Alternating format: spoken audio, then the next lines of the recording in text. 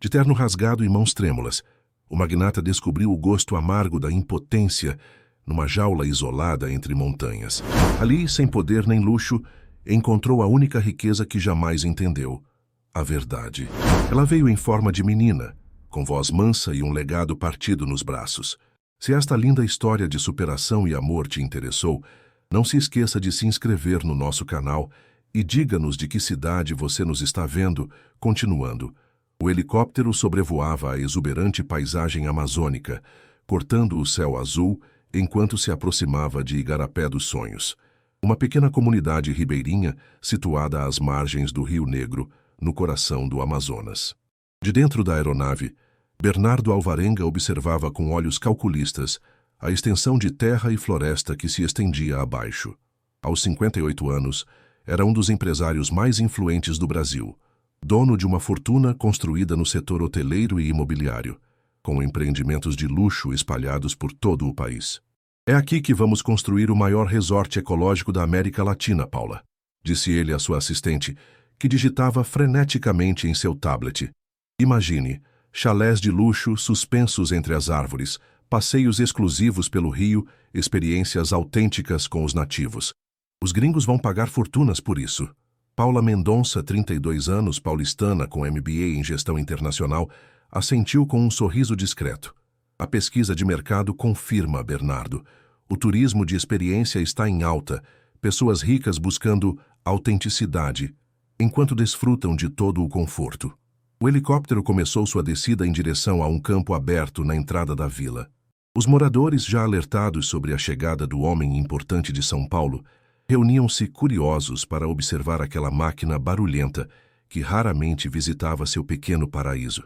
Entre eles estava Júlia Santana, professora da única escola local, que observava a cena com apreensão no olhar.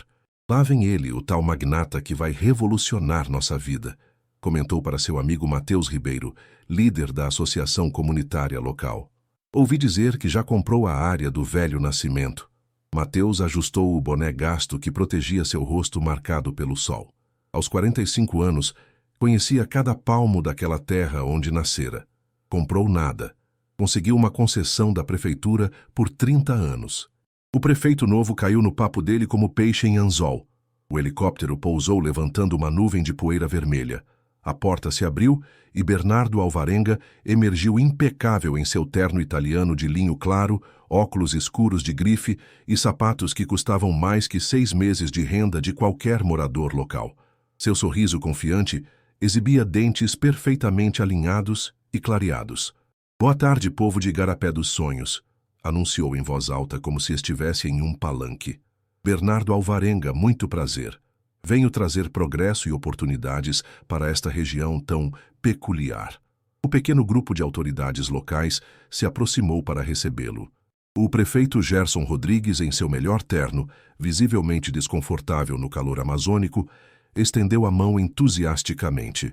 Senhor Alvarenga, é uma honra. Estamos todos muito animados com seu projeto. Vai transformar nossa cidade. Bernardo apertou brevemente a mão do prefeito, limpando-a discretamente com um lenço de seda logo em seguida.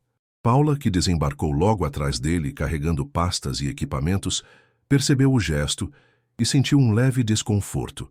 Trabalhava com Bernardo há 5 anos e ainda se surpreendia com certos comportamentos do chefe.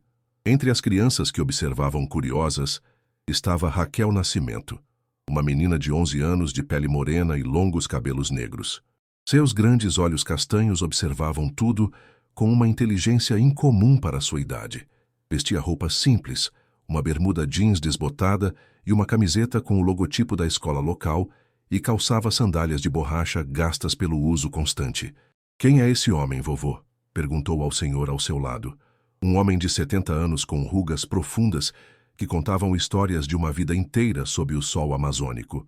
Sebastião Nascimento suspirou, apoiando-se em sua bengala de madeira entalhada.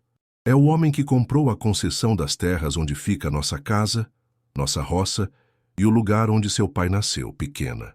Raquel franziu a testa, sem compreender completamente as implicações daquilo. "E o que ele vai fazer lá?" "Ele diz que vai construir um resort, um hotel muito grande para gente rica. E nós, para onde vamos?" Sebastião não respondeu.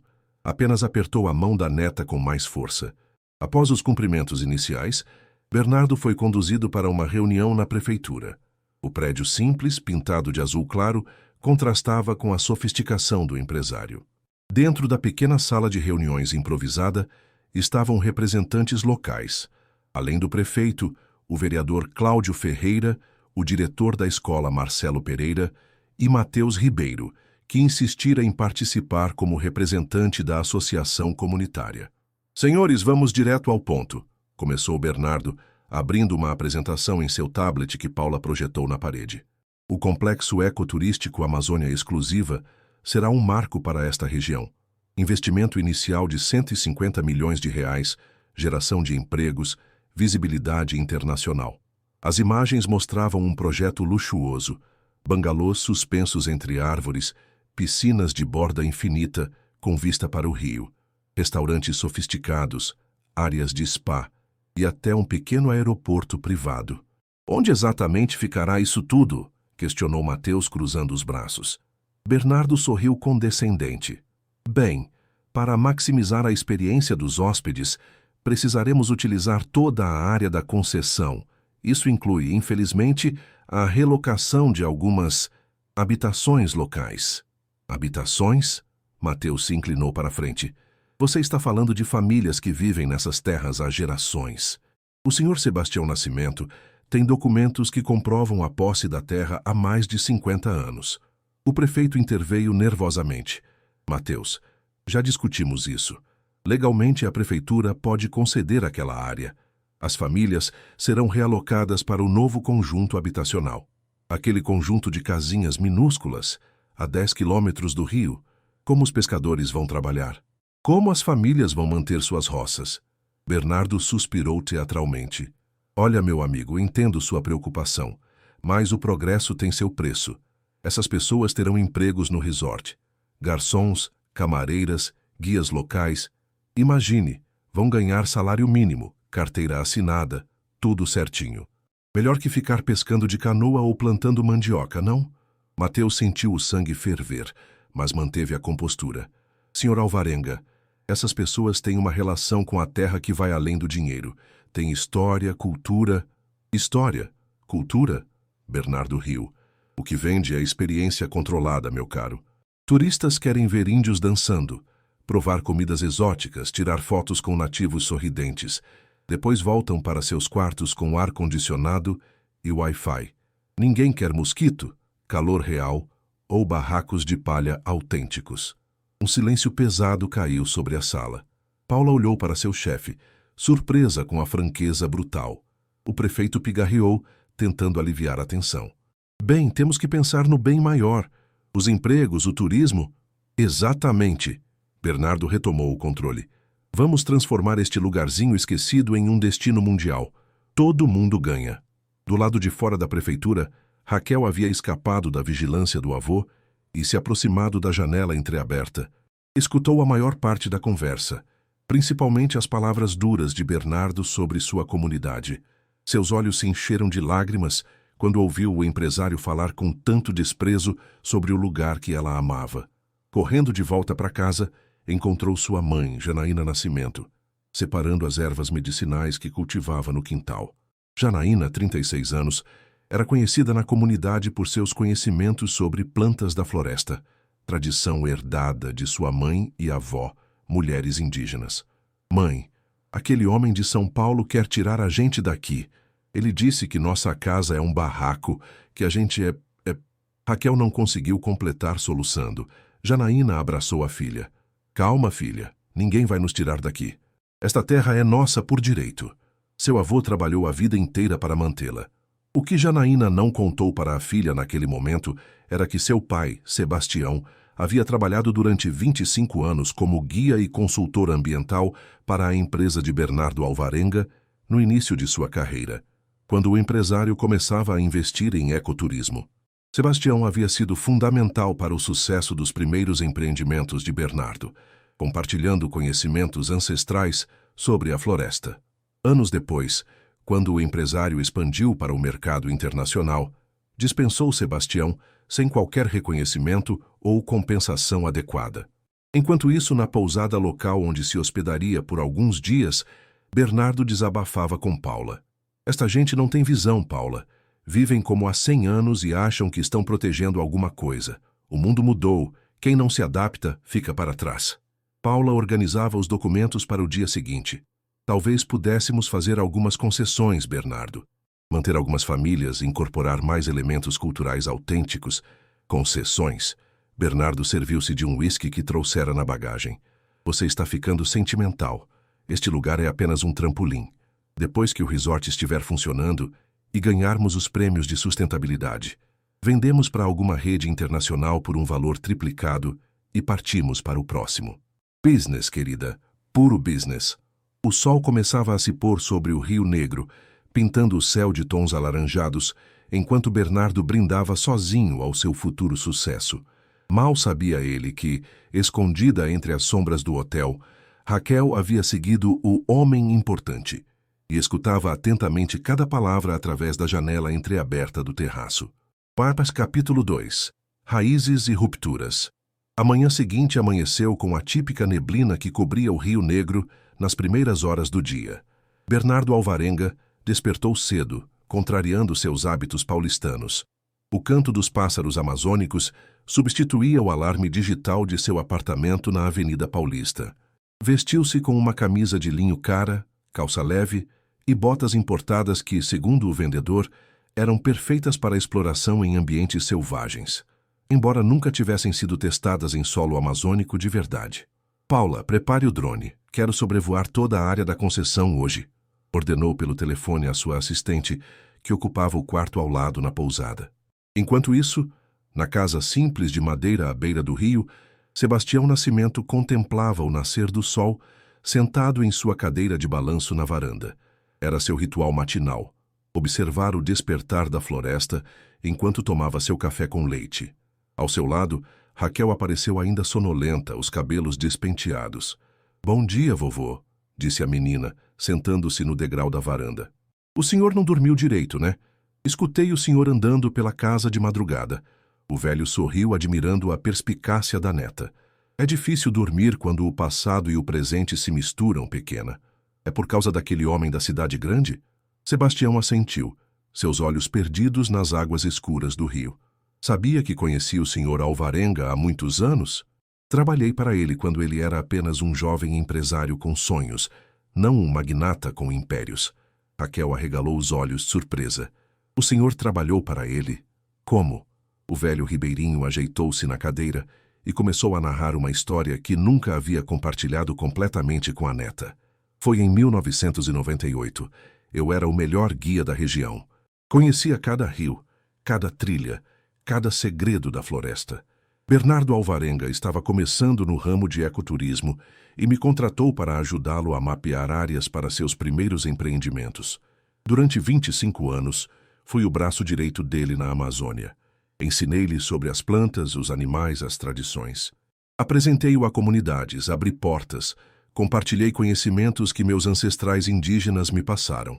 Sebastião fez uma pausa, bebericando seu café. A memória parecia pesar em seus ombros. "Ele era diferente naquela época? Menos malvado?" perguntou Raquel. "Ele era ambicioso, mas havia um brilho genuíno quando falava em criar experiências que respeitassem a floresta. Com o tempo, esse brilho foi substituído pelo brilho do dinheiro. O sucesso mudou Bernardo. Seus empreendimentos cresceram, tornaram-se mais luxuosos, menos conectados com a essência da Amazônia. Janaína juntou-se a eles na varanda, trazendo tapioca fresca. "Papai está contando histórias antigas?" perguntou, sentando-se ao lado da filha. "Sobre o homem rico", confirmou Raquel. "Vovô trabalhava para ele." Janaína trocou um olhar significativo com o pai. "Raquel, por que não vai buscar mais café para o vovô?" Quando a menina entrou em casa, Janaína sussurrou. "Tem certeza que quer reviver isso tudo, pai? Já superamos aquela época." Sebastião balançou a cabeça. "Não superamos, filha. Apenas seguimos em frente. Agora ele está aqui, ameaçando tudo o que construímos. Preciso encarar esse fantasma." Na mesma manhã, Bernardo e Paula sobrevoavam a área com um drone sofisticado. No tablet, o empresário marcava pontos estratégicos. Aqui, o restaurante principal. Ali, o complexo de piscinas. Naquela elevação, o mirante VIP. E essas casas? Perguntou Paula, apontando para as habitações ribeirinhas que pontilhavam as margens do rio. Bernardo fez um gesto displicente.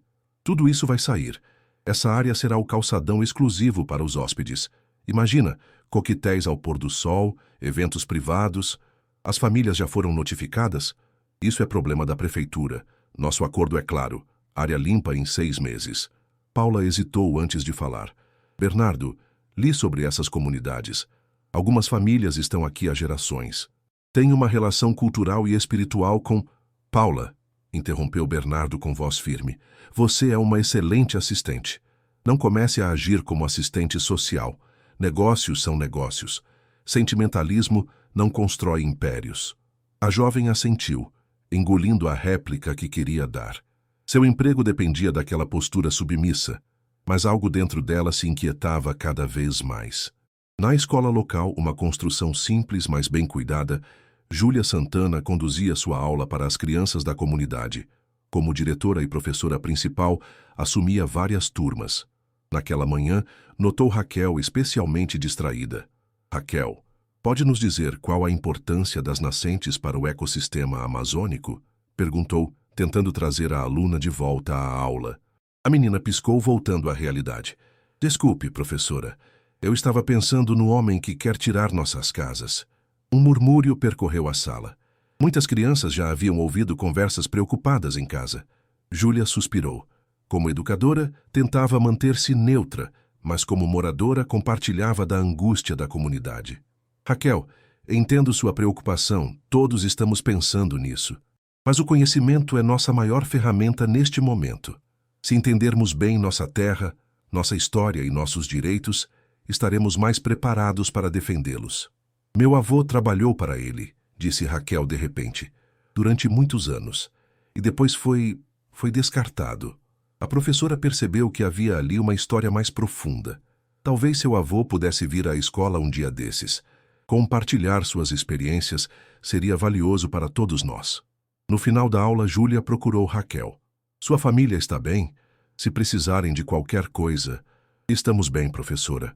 Vovô está um pouco triste, só isso. Ele ganhou uma medalha quando trabalhava para o Sr. Alvarenga. Às vezes fica olhando para ela. Aquela informação despertou a curiosidade de Júlia.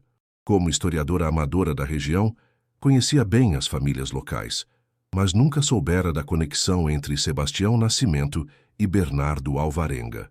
Na pousada, Bernardo recebia o prefeito e outros empresários locais para um almoço. Champanhe francês, pratos elaborados por um chefe trazido especialmente de Manaus e promessas abundantes fluíam entre os presentes. Imaginem, dizia Bernardo, gesticulando animadamente, helicópteros trazendo turistas internacionais diretamente de Manaus. Americanos, europeus, asiáticos gastando dólares, euros, ienes na nossa pequena igarapé dos sonhos. E quanto à preservação ambiental? Perguntou um dos empresários locais, dono de uma operadora de ecoturismo de pequeno porte. Bernardo sorriu com condescendência. Meu amigo, preservação é a palavra-chave do nosso marketing. Teremos certificações internacionais, programas de sustentabilidade para mostrar aos hóspedes. O importante é a percepção, entende? Eles pagarão mais se acreditarem que estão salvando a Amazônia, enquanto desfrutam de luxo 5 estrelas. Paula, que tomava notas da reunião, sentiu-se cada vez mais desconfortável. Havia entrado na empresa de Bernardo idealista, acreditando que trabalhariam com turismo sustentável de verdade. A realidade revelava-se bem diferente. No início da tarde, Bernardo decidiu fazer um reconhecimento pessoal da área. Acompanhado de Paula e do prefeito, percorria a comunidade em um veículo 4x4. Esta área será totalmente remodelada, explicava, apontando para as casas ribeirinhas. Precisamos criar uma estética amazônica controlada, entende? Nada de pobreza real à vista dos hóspedes. Ao passar pela escola, Bernardo notou as crianças no intervalo. Poderíamos criar um programa educacional aqui, algo como Adote um Nativo. Os turistas adorariam tirar fotos com as criancinhas, patrocinar material escolar, essas coisas. Paula sentiu seu estômago revirar com aquela proposta. Passando pela praça central da comunidade, Bernardo recebeu olhares desconfiados dos moradores. Ignorando-os, falava alto ao celular sobre seus planos. Eduardo, você não imagina o potencial. Esta gente é completamente ingênua. Assinam qualquer papel, acreditam em qualquer promessa. Até o prefeito come na minha mão. Em 2 anos multiplicamos o investimento e partimos para o próximo paraíso inexplorado. O que Bernardo não percebeu foi que, sentada em um banco da praça, Raquel ouvia cada palavra. A menina havia saído da escola e esperava por sua mãe quando o carro passou. Com seu celular antigo, presente de um primo da cidade, gravou disfarçadamente a conversa do empresário. À noite, na casa de Matheus Ribeiro, líderes comunitários reuniam-se para discutir a situação. Janaína, Júlia, pescadores, artesãos e outros moradores debatiam opções. Juridicamente, estamos em desvantagem, explicava Cláudio, um dos poucos advogados da região. A concessão foi legalmente aprovada pela Câmara Municipal. Mas e os direitos das comunidades tradicionais? Questionou Janaína. Minha família tem documentos antigos. Podemos tentar uma ação coletiva, sugeriu Cláudio.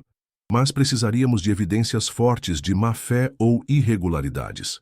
Foi nesse momento que Raquel, que assistia silenciosamente à reunião, levantou-se. Eu tenho uma gravação. O senhor Alvarenga falando que a gente é ingênuo, que ele vai nos enganar e depois ir embora. Um silêncio tomou conta da sala, seguido de burburinhos animados. Isso pode nos ajudar, disse Cláudio cauteloso. Mas precisamos de mais. Algo que realmente comprove as intenções dele. Sebastião, que estivera calado até então, falou com voz serena. Tenho algo que pode ajudar. Documentos da época em que trabalhei com ele. Projetos antigos, promessas não cumpridas para outras comunidades. Todos olharam para o idoso com renovada esperança. Por que nunca falou disso antes, seu Sebastião? Perguntou Matheus. Porque acreditei que o passado deveria ficar no passado. Mas agora ele ameaça nosso futuro. E tenho uma ideia de como podemos fazer Bernardo Alvarenga enxergar o que realmente importa. Na manhã seguinte, Bernardo preparava-se para uma reunião com potenciais investidores locais. Havia alugado uma antiga casa de madeira à beira do rio, transformando-a em um escritório temporário. O cenário autêntico impressionaria os investidores, pensou.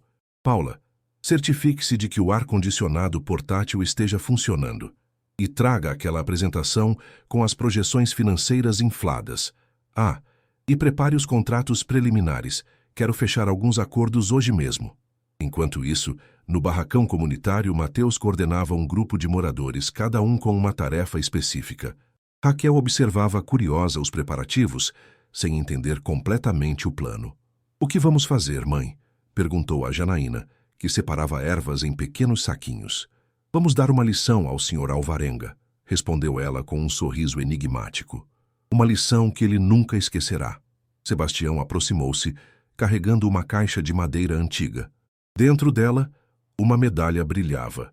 Por 25 anos de serviços dedicados, Alvarenga Ecoturismo, junto com documentos amarelados e fotografias antigas. Está pronto, pai? Perguntou Janaína, preocupada. O velho ribeirinho assentiu com determinação. Esperei este momento por 15 anos, não para vingança, mas para a justiça, para mostrar a um homem que perdeu seu caminho o verdadeiro valor do que está prestes a destruir. Na casa à beira do rio, a reunião de Bernardo estava em pleno andamento. O empresário exibia seu poder de persuasão, encantando os investidores com promessas de retornos extraordinários. Senhores, em 2 anos, estaremos recebendo a elite mundial aqui. Imaginem, celebridades, bilionários, todos querendo sua experiência amazônica exclusiva. E vocês, como parceiros pioneiros, terão prioridade em todas as oportunidades que surgirem. Foi quando um barulho estranho veio de fora. Gritos, vozes alteradas. Bernardo franziu o senho, irritado com a interrupção. Paula, veja o que está acontecendo. A assistente saiu rapidamente.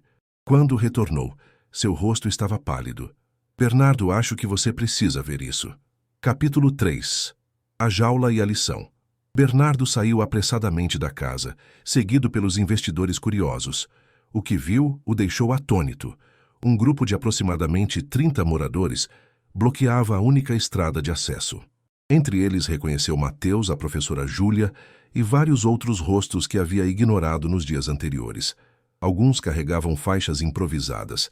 Nossa terra, nossa vida, respeito às comunidades tradicionais, a Amazônia não está à venda.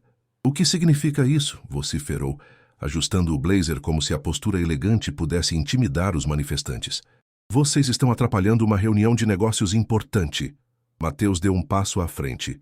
Senhor Alvarenga, gostaríamos de convidá-lo para conhecer a verdadeira Igarapé dos sonhos. Não a versão turística que planeja criar, mas o lugar real, com pessoas reais, histórias reais. Bernardo riu com desdém. Olha, não tenho tempo para turismo comunitário agora. Se quiserem marcar uma reunião formal, falem com minha assistente. Não é um convite, Sr. Alvarenga, respondeu Mateus com firmeza. É uma intervenção comunitária. Antes que Bernardo pudesse processar o significado daquelas palavras, vários homens se aproximaram rapidamente. Eram pescadores e agricultores locais, com mãos calejadas pelo trabalho diário, mas movimentos precisos. Em segundos, cercaram o empresário. Ei, o que pensam que estão fazendo? Isso é sequestro, é crime! Gritou Bernardo, tentando se desvencilhar. Paula, chame a polícia! Prefeito, faça alguma coisa! O prefeito, no entanto, havia desaparecido discretamente ao primeiro sinal de confusão. Paula permanecia paralisada, dividida entre a lealdade ao chefe e um estranho sentimento de que talvez aquilo fosse necessário. Não é sequestro, Sr. Alvarenga, explicou Júlia, aproximando-se calmamente. É uma tradição amazônica muito antiga. Quando alguém ameaça o equilíbrio da comunidade, essa pessoa é convidada a passar um tempo em reflexão, para reconectar-se com os valores essenciais. Os investidores observavam a cena, alguns assustados, outros curiosamente interessados no desenrolar dos acontecimentos. Um deles, um empresário mais velho de Manaus, comentou baixinho. Isso me lembra uma prática indígena dos meus antepassados. Talvez devêssemos ver onde isso vai dar. Bernardo foi conduzido firmemente até uma canoa grande, onde Sebastião Nascimento aguardava, sentado na popa com dignidade. O empresário congelou ao reconhecer o rosto enrugado do velho ribeirinho. Nascimento? Sebastião Nascimento? Há muito tempo, senhor, respondeu o idoso com um aceno de cabeça. 15 anos, para ser exato. Desde que me informou que meus serviços não eram mais necessários após um quarto de século. Bernardo engoliu em seco, subitamente desconfortável. Olha, foram decisões de negócios, nada pessoal. Reestruturação corporativa, você entende? Entendo perfeitamente, respondeu Sebastião com uma calma desconcertante. Agora, por favor, entre na canoa. Temos um longo caminho pela frente. Enquanto Bernardo era ajudado, ou forçado, dependendo da perspectiva, a entrar na embarcação, Paula aproximou-se hesitante. Não vou deixar meu chefe ser levado assim, disse, tentando soar firme, apesar da incerteza em sua voz. Janaína colocou a mão em seu ombro gentilmente. Você também está convidada a vir, Paula. Acho que há muito que precisa ver. Algo no tom sincero da mulher fez Paula assentir lentamente. Ela entrou na canoa, sentando-se distante de Bernardo, que agora parecia ter perdido parte de sua arrogância habitual. A jornada pelo rio durou quase 2 horas. Bernardo, inicialmente furioso e cheio de ameaças legais, gradualmente silenciou ao penetrarem em áreas cada vez mais isoladas da floresta. O barulho do motor foi substituído pelo som de remos cortando a água quando entraram em um igarapé estreito, onde árvores enormes formavam um túnel natural sobre suas cabeças. Para onde estão me levando? Perguntou finalmente, sua voz desprovida da usual confiança. Para um lugar especial, respondeu Sebastião. Um lugar que você planejava transformar em um campo de golfe para seus turistas ricos. Após mais meia hora de navegação silenciosa, chegaram a uma pequena clareira na floresta. No centro dela, algo inesperado. Uma estrutura que lembrava uma jaula grande, feita com madeiras resistentes da região, entrelaçadas de forma a criar uma cela rústica, mas surpreendentemente sólida. O que é isso? Perguntou Bernardo, seu rosto empalidecendo. Sua acomodação pelos próximos dias, respondeu Mateus, que viera em outra canoa. Não se preocupe, é segura. Foi construída para durar, como as casas que sua empresa planeja demolir. Vocês não podem fazer isso? É bárbaro. É ilegal, protestou Bernardo, recuando até esbarrar em 2 homens fortes que o seguravam firmemente pelos braços. O que é bárbaro, Sr. Alvarenga, disse Júlia, é deslocar 50 famílias de suas casas ancestrais para construir piscinas de borda infinita. Apesar de seus protestos, Bernardo foi conduzido para dentro da estrutura. A jaula era espaçosa o suficiente para que pudesse ficar de pé e se movimentar, mas não muito mais que isso. No chão, uma esteira simples de palha trançada servia de cama e um banquinho rústico completava o mobiliário. Isso é sequestro, cárcere privado. Vocês vão todos para a prisão, gritava, agarrando as barras de madeira, enquanto a porta era fechada e trancada com uma trava improvisada. Paula observava tudo com uma mistura de horror e fascinação. Vocês não podem mantê-lo aqui. Ele precisa de medicamentos, tem compromissos. Ele receberá tudo o que precisa, garantiu Janaína. Água limpa, comida fresca, proteção contra insetos. Não queremos machucá-lo, apenas fazê-lo entender. Entender o quê? Perguntou Paula confusa. O valor do que está prestes a destruir, respondeu Sebastião, apoiando-se em sua bengala. Às vezes, só entendemos o valor da liberdade quando a perdemos, mesmo que temporariamente. Os investidores que haviam seguido o grupo em outras canoas por curiosidade observavam a cena com expressões variadas. Alguns chocados, outros intrigados. Isso é um absurdo, comentou um jovem empresário de São Paulo. Vou chamar a Polícia Federal agora mesmo. Antes de fazer isso, interveio o empresário mais velho de Manaus, sugiro que escutemos o que essa comunidade tem a dizer. Meu avô era indígena, e ele me ensinou que às vezes precisamos parar e ouvir a floresta antes de tomar decisões. O grupo concordou, relutantemente, em esperar e observar, com a condição de que Bernardo fosse bem tratado e a situação não se prolongasse indefinidamente. Enquanto os adultos discutiam, Raquel aproximou-se cautelosamente da jaula. Bernardo, agora sentado no banquinho com a cabeça entre as mãos, ergueu os olhos ao perceber sua presença. Você é a neta de Sebastião, não é? Perguntou. Sua voz surpreendentemente calma. Raquel assentiu, estudando o homem com curiosidade. De perto, sem o glamour de sua posição e seus acessórios caros, ele parecia apenas um homem de meia-idade assustado. Por que vocês estão fazendo isso comigo? Eu ia trazer progresso, empregos. O senhor ia tirar nossa casa, respondeu Raquel simplesmente. A casa onde meu pai nasceu, onde meu avô plantou cada árvore do pomar, onde minha avó está enterrada. Algo na simplicidade daquela resposta pareceu atingir Bernardo. Ele ficou em silêncio por um momento antes de voltar a falar. Olha, pequena, eu entendo que vocês têm apego a este lugar. Mas o mundo evolui. O progresso é inevitável. Progresso para quem? Perguntou Raquel, inclinando a cabeça. Para as pessoas que vão trabalhar no seu hotel por um salário mínimo? Ou para o senhor que vai ficar mais rico? A pergunta direta, vinda de uma criança, deixou Bernardo momentaneamente sem resposta. À noite, uma pequena fogueira foi acesa perto da clareira. Enquanto Bernardo recebia uma refeição simples, mas nutritiva, peixe fresco, farinha d'água, frutas da região, a comunidade se reuniu em círculo. Histórias foram contadas, canções antigas entoadas, crianças brincavam entre os adultos. Paula, que inicialmente se mantivera afastada por lealdade ao chefe, gradualmente se aproximou, atraída pela autenticidade daquele momento. Sentou-se ao lado de Janaína, que preparava um chá de ervas em uma pequena panela sobre o fogo. Nunca vi nada assim em São Paulo, comentou, observando como todos participavam naturalmente, sem a necessidade de telas ou entretenimento artificial. Isso é comunidade, respondeu Janaína, algo que dinheiro nenhum pode comprar, algo que se constrói ao longo de gerações. Do interior de sua jaula, Bernardo observava a cena com uma expressão indefinível. Parte dele ainda fervia de raiva pela humilhação, pelo controle perdido. Mas outra parte, uma parte quase esquecida, sentia-se estranhamente tocada pela simplicidade e harmonia daquele momento. Na manhã seguinte, Bernardo acordou com o canto dos pássaros. Seu corpo doía pela noite passada na esteira dura, tão diferente de seu colchão ortopédico importado. Ao abrir os olhos, deparou-se com Raquel sentada do lado de fora da jaula, observando-o atentamente.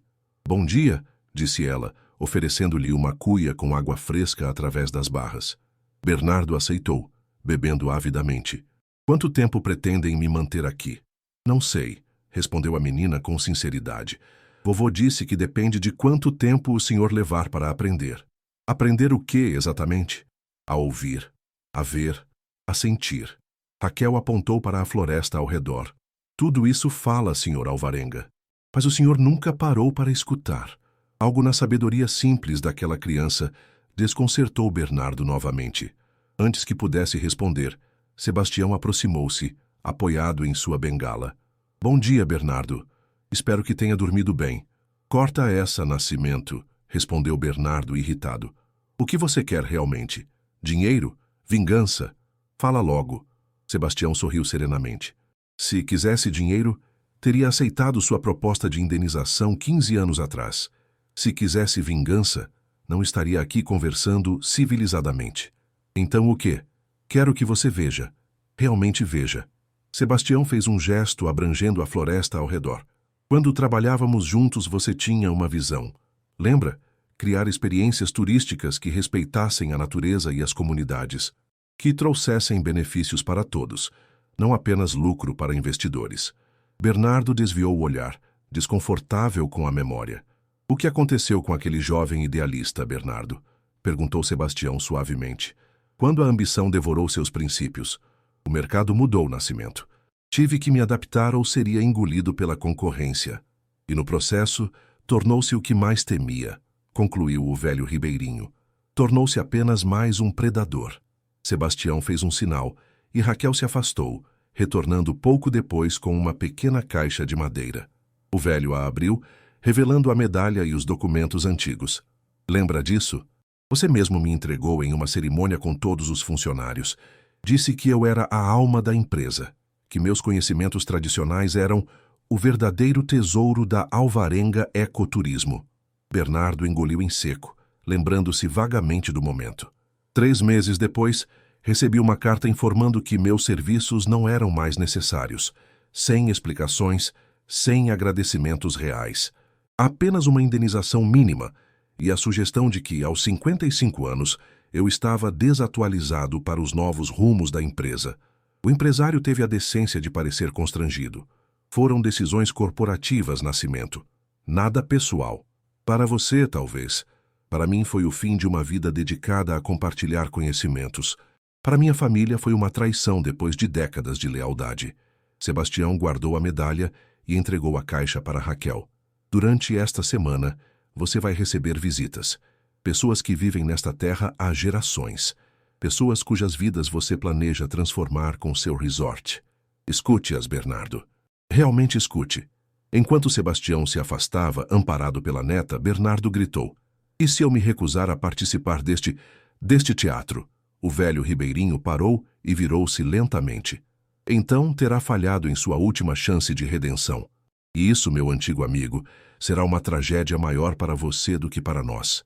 Durante o resto do dia, Bernardo alternava entre períodos de fúria impotente e momentos de reflexão silenciosa. Paula apareceu brevemente, informando que estava hospedada na casa de Janaína. Eles realmente não parecem querer machucar você, disse ela, ainda confusa com toda a situação. Os investidores decidiram ficar também. Estão curiosos com o desfecho disso tudo.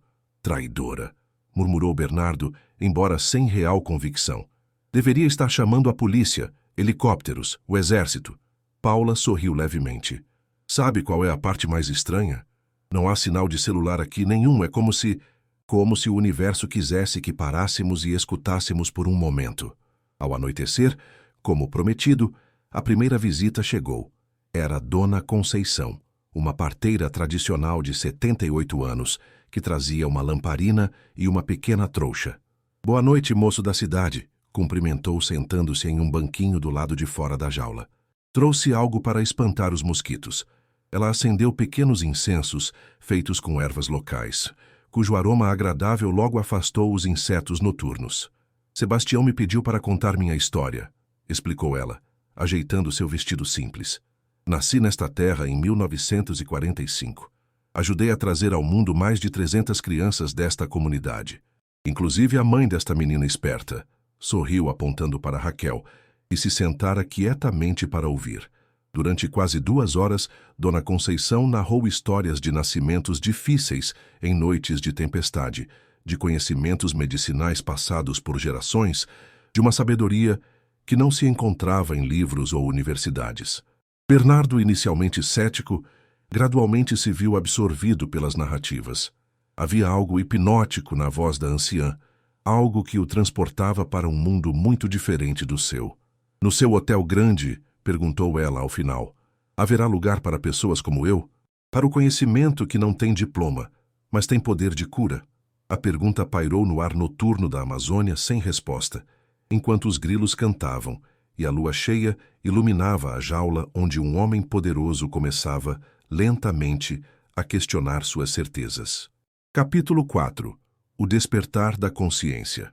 O terceiro dia de Bernardo na jaula de madeira amanheceu com uma chuva amazônica típica, intensa, mas breve.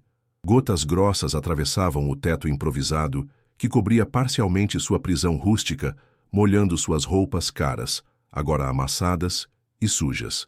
O empresário observava com desalento o barro que se formava sob seus pés, misturando-se aos seus sapatos italianos que custavam o equivalente a 3 meses de renda de uma família local.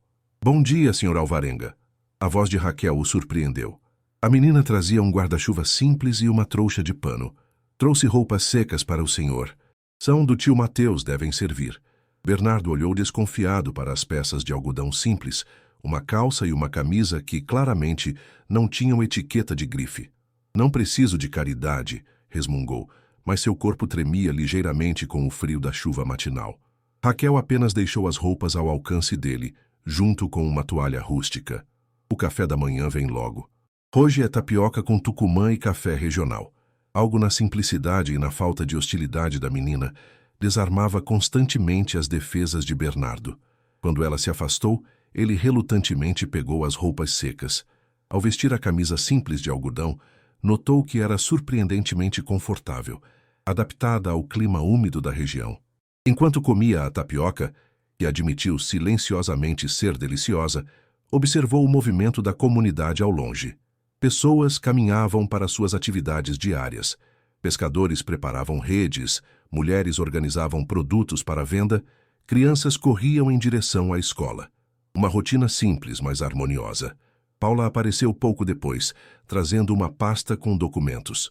Bernardo, os investidores estão inquietos. Precisam de alguma posição sua sobre o projeto. O que devo dizer a eles? Ele mastigou lentamente antes de responder. Diga que estou avaliando modificações no conceito original. Surpreendeu-se com suas próprias palavras. 2 dias atrás, teria exigido resgate imediato e ameaçado processar todo mundo. Paula arqueou as sobrancelhas, mas assentiu. Tenho uma novidade. Estou documentando tudo o que está acontecendo aqui. Histórias locais, conhecimentos tradicionais, práticas sustentáveis. É fascinante, Bernardo. Nunca vi nada assim em nenhum destino turístico que visitamos. Não comece a virar nativa, Paula, comentou ele com ironia, mas sem a agressividade habitual. Ainda precisamos voltar para a civilização em algum momento. É isso que é interessante, ela respondeu pensativa. Comecei a questionar o que chamamos de civilização. Eles têm sistemas complexos de manejo florestal que existem há séculos, conhecimentos medicinais que grandes farmacêuticas estão apenas começando a estudar. Relações comunitárias que resolvem conflitos sem precisar de tribunais. Antes que Bernardo pudesse responder, Sebastião aproximou-se, acompanhado por um homem mais jovem que carregava uma rede de pesca. Este é Carlos Pimentel, meu sobrinho, apresentou Sebastião. Um dos melhores pescadores da região, vai passar o dia com você. Bernardo revirou os olhos. Mais uma visita educativa? Olha, já entendi o recado. Vocês amam este lugar, não querem sair, etc. Podemos pular para a parte da negociação? Posso aumentar as indenizações, criar mais empregos no resort? Carlos sorriu, revelando dentes brancos contrastando com a pele bronzeada pelo sol. Não vim negociar, Sr. Alvarenga, vim pescar. E o senhor vem comigo. Como é que é? Você não vai realmente manter ele preso nessa jaula por dias, vai, tio? Perguntou Carlos, fingindo surpresa. Isso seria desumano. Melhor ele esticar as pernas, conhecer o que planeja destruir. Sebastião assentiu com um pequeno sorriso. Verdade. Acho que nosso hóspede merece um pouco de liberdade supervisionada. A porta da jaula foi aberta. Bernardo hesitou. olhando desconfiado para os dois homens. É algum tipo de truque? Vão me levar para mais longe na floresta? Se quiséssemos prejudicá-lo, já teríamos feito, respondeu Sebastião calmamente. Carlos vai mostrar a você como a comunidade vive do rio, em equilíbrio. Algo que seu resort vai impactar diretamente.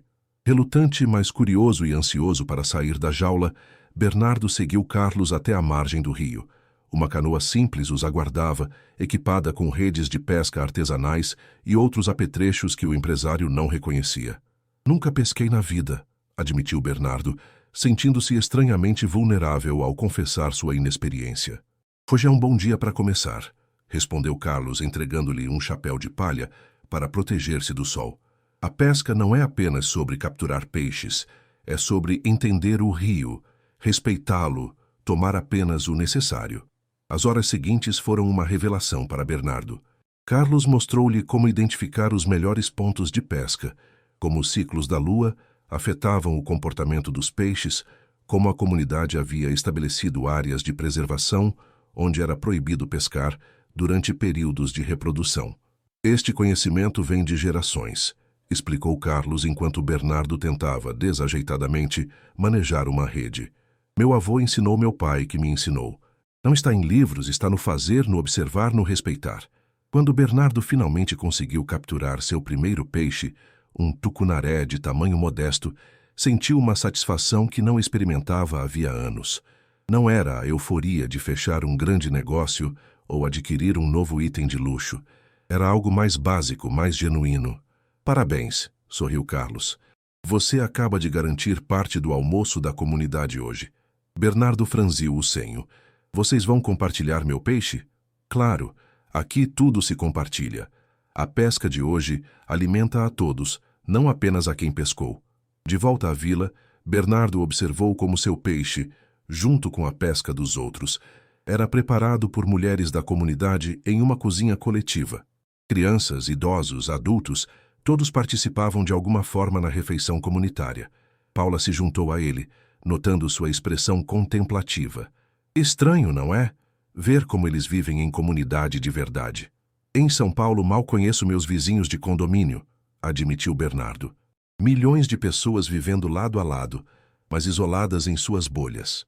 Durante o almoço, servido ao ar livre sob árvores frondosas, Bernardo foi convidado a sentar-se com todos, não mais como prisioneiro, mas como um visitante que precisava aprender. Notou como as crianças eram tratadas com respeito, como os idosos ocupavam lugares de honra, como histórias e risadas fluíam naturalmente. Raquel sentou-se ao seu lado observando-o com curiosidade. O senhor gostou de pescar? Foi interessante, respondeu Bernardo, ainda processando a experiência. Nunca tinha feito algo assim. Nunca? Nem quando era criança? O empresário ficou em silêncio por um momento. Minha infância foi diferente. Colégio interno, depois faculdade, depois MBA, depois trabalho sem parar. Sempre perseguindo o próximo objetivo, a próxima conquista. E o senhor é feliz? Perguntou a menina com a franqueza desconcertante das crianças. A pergunta pegou Bernardo de surpresa. Feliz? Quando foi a última vez que havia pensado nisso? Tinha sucesso, dinheiro, poder, mas felicidade? É complicado, desconversou ele. Após o almoço, Bernardo esperava ser reconduzido à jaula. Mas Sebastião tinha outros planos. Esta tarde você vai conhecer nossa escola, anunciou o idoso. Júlia vai mostrar como educamos nossas crianças em conexão com a floresta e o rio. A escola era uma construção simples, mas bem cuidada. Algumas salas tinham paredes, outras eram espaços abertos protegidos apenas por um teto. Para surpresa de Bernardo, havia alguns computadores, não os mais modernos, mas funcionais. Temos energia solar, explicou Júlia, percebendo seu olhar. Um projeto que desenvolvemos com uma ONG há 5 anos. As crianças aprendem o currículo básico nacional, mas também conhecimentos tradicionais, plantas medicinais, técnicas sustentáveis de agricultura, artesanato local. Em uma das salas, adolescentes trabalhavam em projetos de ciências relacionados à preservação ambiental. Um grupo monitorava a qualidade da água do rio, outro desenvolvia técnicas de compostagem adaptadas ao clima amazônico. Impressionante, murmurou Bernardo genuinamente surpreso. Esperava algo primitivo. Júlia sorriu. Esse é o problema de quem vem de fora, Sr. Alvarenga. Confundem simplicidade com atraso. Não rejeitamos a tecnologia ou o conhecimento moderno. Apenas integramos com nossa sabedoria ancestral, escolhendo o que realmente agrega valor à nossa comunidade. Na sala dos pequenos, Bernardo observou Raquel liderando um grupo de crianças em uma atividade sobre ciclos da floresta.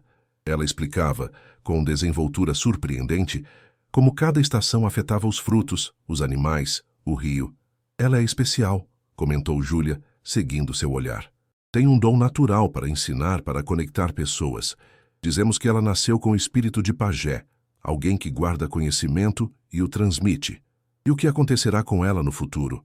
Aqui não há universidades, oportunidades de crescimento.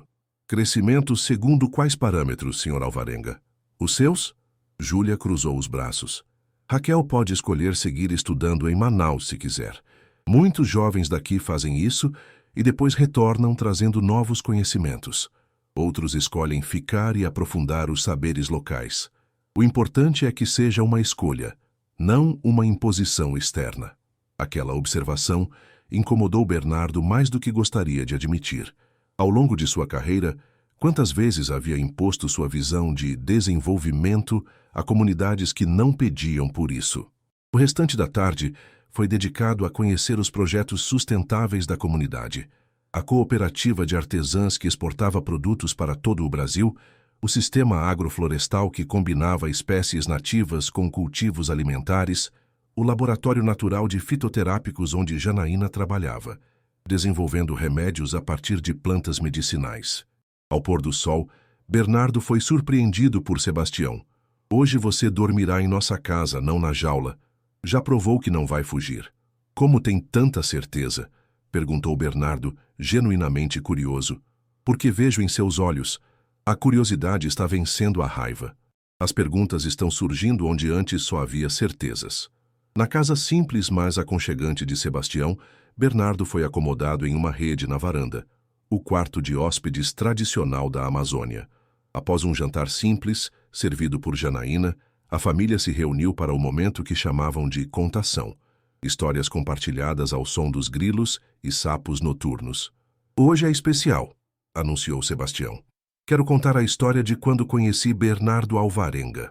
O empresário ajeitou-se na rede, desconfortável, mas intrigado.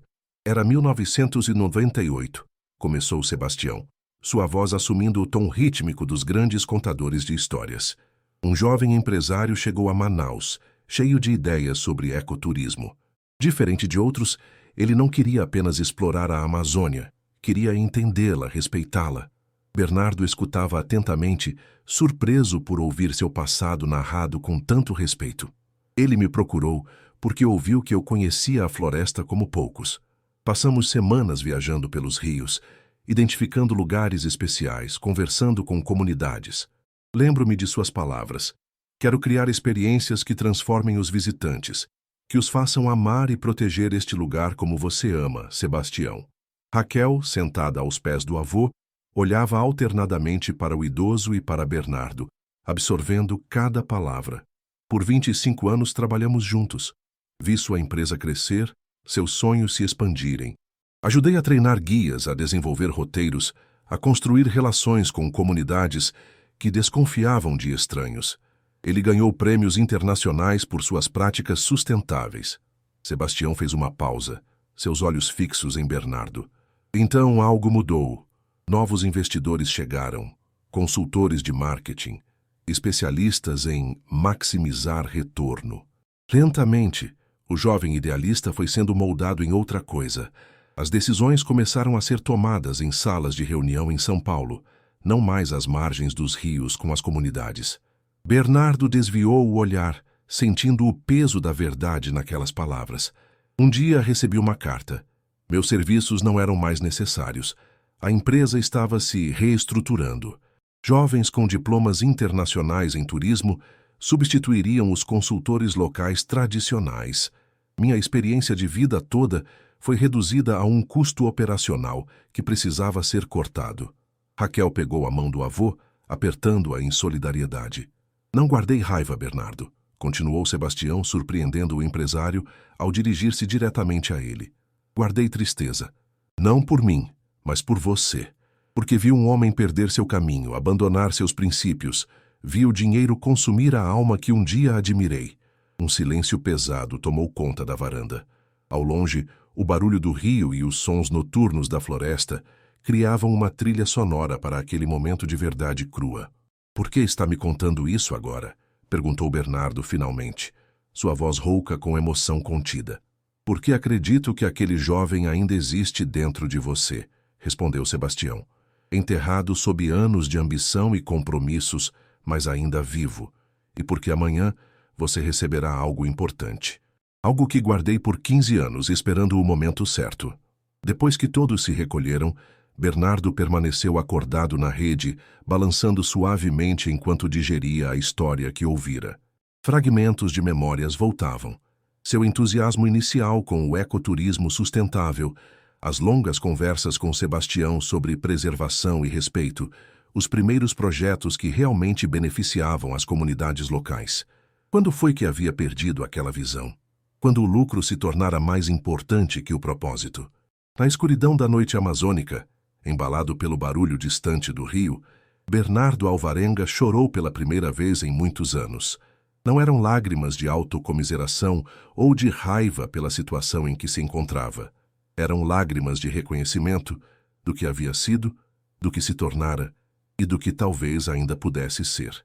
Na manhã seguinte, Paula encontrou-o sentado na varanda, observando o amanhecer sobre o rio. Havia uma tranquilidade em sua postura que ela nunca vira antes. "Você está bem?" perguntou, preocupada com o estado mental do chefe após dias naquela situação inusitada. "Não", respondeu Bernardo com honestidade surpreendente, "mas talvez isso seja bom. Os investidores estão impacientes. Estão ameaçando ir embora se você não aparecer hoje com uma posição clara." Bernardo assentiu. "Diga a eles que terão uma resposta em breve, mas avise que haverá mudanças significativas no projeto original." "Que tipo de mudanças?" Antes que pudesse responder, Sebastião apareceu carregando um envelope amarelado. "Chegou a hora", disse o idoso, entregando o envelope a Bernardo. "Esta carta foi escrita há 15 anos, poucos dias antes de meu acidente." "Acidente?" Bernardo pareceu confuso. "Sim, 3 meses depois de ser dispensado de sua empresa, sofri um acidente no Rio. Fiquei entre a vida e a partida por semanas. Foi durante esse período que escrevi isto. Caso eu não resistisse, queria que minhas palavras chegassem até você algum dia." Com mãos levemente trêmulas, Bernardo abriu o envelope e começou a ler a carta escrita em caligrafia cuidadosa. Capítulo 5. A carta e a metamorfose. Prezado Bernardo, se esta carta chegar às suas mãos, significa que o destino quis que nossas histórias se cruzassem novamente, mesmo que eu já não esteja mais aqui para testemunhar este momento. Escrevo estas palavras enquanto recupero-me de um acidente que quase me levou. É curioso como a proximidade com o fim nos traz clareza. Vejo agora que preciso dizer-lhe coisas que calei durante nossos 25 anos trabalhando juntos. Não há raiva em meu coração, Bernardo, nem ressentimento pela forma como terminou nossa parceria. Há apenas esperança. Esperança de que um dia você compreenda o verdadeiro valor do que construímos juntos e do que você está em risco de perder. Não materialmente, mas espiritualmente. Lembra-se da primeira vez que visitamos a comunidade do Miriti?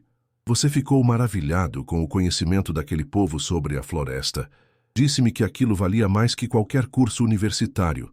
Lembra-se de quando salvamos aquela família de ribeirinhos durante a grande enchente de 2002. Seus olhos brilhavam de emoção quando o pai daquela família lhe ofereceu como agradecimento o pouco que tinha. Um colar de sementes que seu próprio pai havia feito. Você usou aquele colar por anos. Dizia que ele representava o verdadeiro valor das coisas. O que aconteceu com aquele Bernardo? Quando os números em planilha se tornaram mais importantes que os sorrisos nas faces das crianças que ajudamos, quando o lucro trimestral passou a valer mais que o respeito de comunidades inteiras.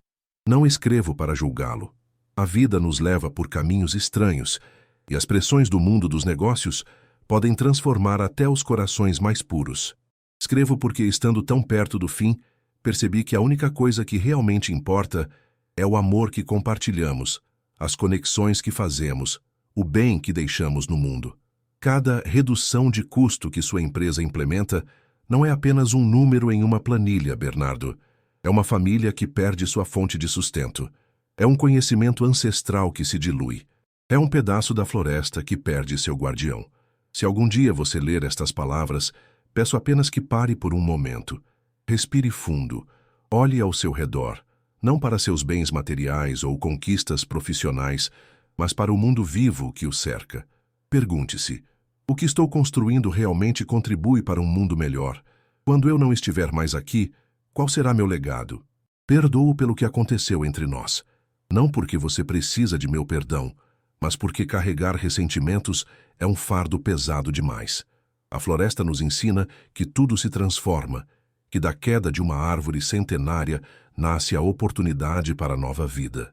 Espero que você encontre seu caminho de volta à essência daquele jovem idealista que conheci há tantos anos.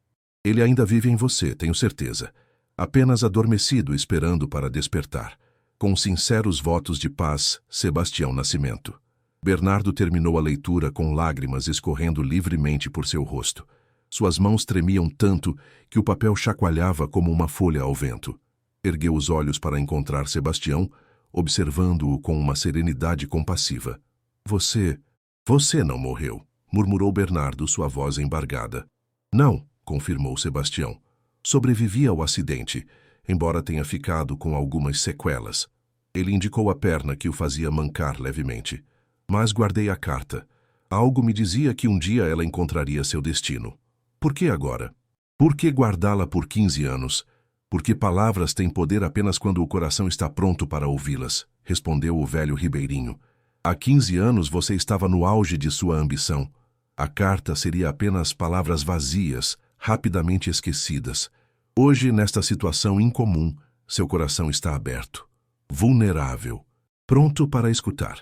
Paula, que observava a cena com emoção, discretamente se afastou, dando privacidade aos dois homens. Encontrou Raquel na cozinha, ajudando a mãe a preparar o café da manhã. O que está acontecendo lá fora? Perguntou a menina curiosa. Acho que seu avô está realizando um milagre, respondeu Paula com um sorriso suave.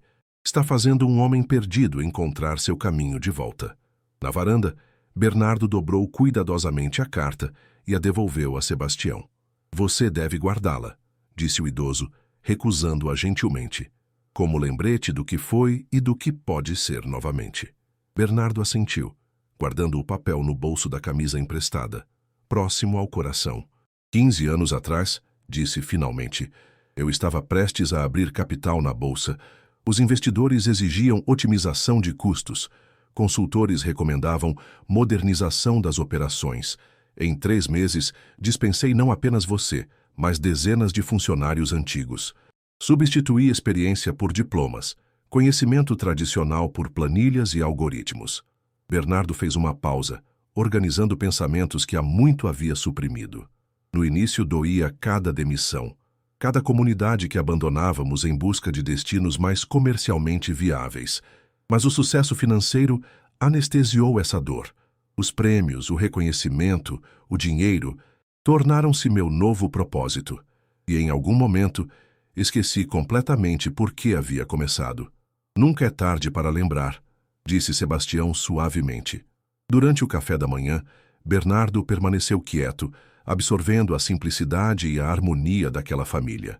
Observou como Janaína preparava remédios naturais enquanto cozinhava, como Raquel ajudava sem precisar de ordens, como Sebastião contava histórias que misturavam conhecimento prático com lendas amazônicas. Após a refeição, Bernardo pediu para falar com toda a comunidade. A notícia espalhou-se rapidamente, e logo os moradores reuniam-se na praça central, curiosos para ouvir o que o empresário tinha a dizer. Com Paula ao seu lado e os investidores observando atentamente, Bernardo subiu em um pequeno tablado improvisado.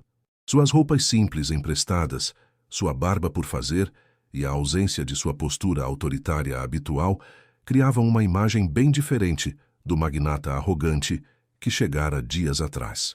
Povo de Igarapé dos Sonhos, começou, sua voz firme apesar da emoção contida. Cheguei aqui como um conquistador, pronto para impor minha visão sem considerar a de vocês. Fui recebido com uma lição incomum, mas necessária. Um murmúrio percorreu a multidão. Alguns sorriam, outros permaneciam desconfiados. Nos últimos dias vocês me mostraram algo que eu havia esquecido, que desenvolvimento verdadeiro não se mede apenas por números em uma planilha ou por luxo ostensivo. Mede-se pela dignidade das pessoas, pelo respeito ao conhecimento tradicional, pela preservação do que realmente importa. Bernardo fez uma pausa, olhando diretamente para Sebastião e Raquel, que estavam à frente da multidão. Eu vim aqui para construir um resort de luxo que expulsaria vocês de suas casas, que transformaria sua cultura em uma atração turística artificial, que trataria a floresta como mero cenário. Esse projeto, da forma como foi concebido, está cancelado. Exclamações de surpresa e aplausos hesitantes surgiram da multidão. Os investidores trocaram olhares preocupados. Isso não significa que estou desistindo de Igarapé dos sonhos, continuou Bernardo. Significa que quero construir algo diferente, algo que nasça da parceria real com esta comunidade, que respeite seu conhecimento, que preserve sua cultura viva, não como uma exibição para turistas, mas como o coração pulsante deste lugar. Paula sorria, visivelmente emocionada com a transformação de seu chefe. Nos próximos dias, se vocês permitirem que eu fique não mais como prisioneiro, mas como aprendiz, gostaria de ouvir suas ideias. O que vocês precisam? O que desejam? Como podemos criar algo que beneficie a todos, não apenas investidores em São Paulo? Mateus deu um passo à frente, ainda cauteloso. Palavras são bonitas, Sr. Alvarenga. Mas como podemos confiar que não são apenas uma estratégia para sair da jaula? Era uma pergunta justa, e Bernardo a recebeu com um aceno de reconhecimento. Não posso provar minhas intenções com palavras, apenas com ações. Por isso, minha primeira proposta concreta. Vou criar um fundo educacional para a escola local, com gestão compartilhada entre minha empresa e a comunidade. R$1 milhão iniciais para melhorar a infraestrutura, adquirir tecnologia, preservar o conhecimento tradicional. Um burburinho animado percorreu a multidão. Além disso, continuou Bernardo, proponho que qualquer projeto turístico desenvolvido aqui seja de propriedade compartilhada. 50% para a comunidade, 50% para minha empresa. Lucros divididos igualmente, decisões tomadas em conjunto. Um dos investidores, o empresário mais velho de Manaus, deu um passo à frente. Alvarenga, você perdeu a cabeça? Isso vai contra tudo o que discutimos. Bernardo sorriu serenamente. Não perdi a cabeça, Mendonça. Encontrei-a novamente depois de muito tempo. Se quiser retirar seu investimento, compreenderei. Mas acredito que o que estou propondo não é apenas ético. É o futuro do turismo sustentável.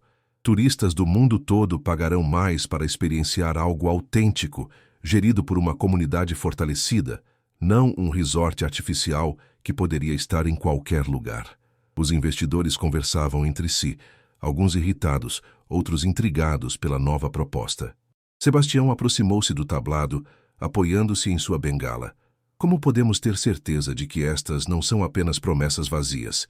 Que quando voltar para São Paulo, para seu mundo de luxo e poder, não esquecerá tudo isso? Era a pergunta que todos se faziam, e Bernardo sabia que precisava de uma resposta convincente. Primeiro, disse ele, quero que a formalização deste acordo seja pública e juridicamente blindada. Documentos registrados, com cláusulas de proteção para a comunidade. Fez uma pausa, como se tomasse uma decisão importante naquele momento.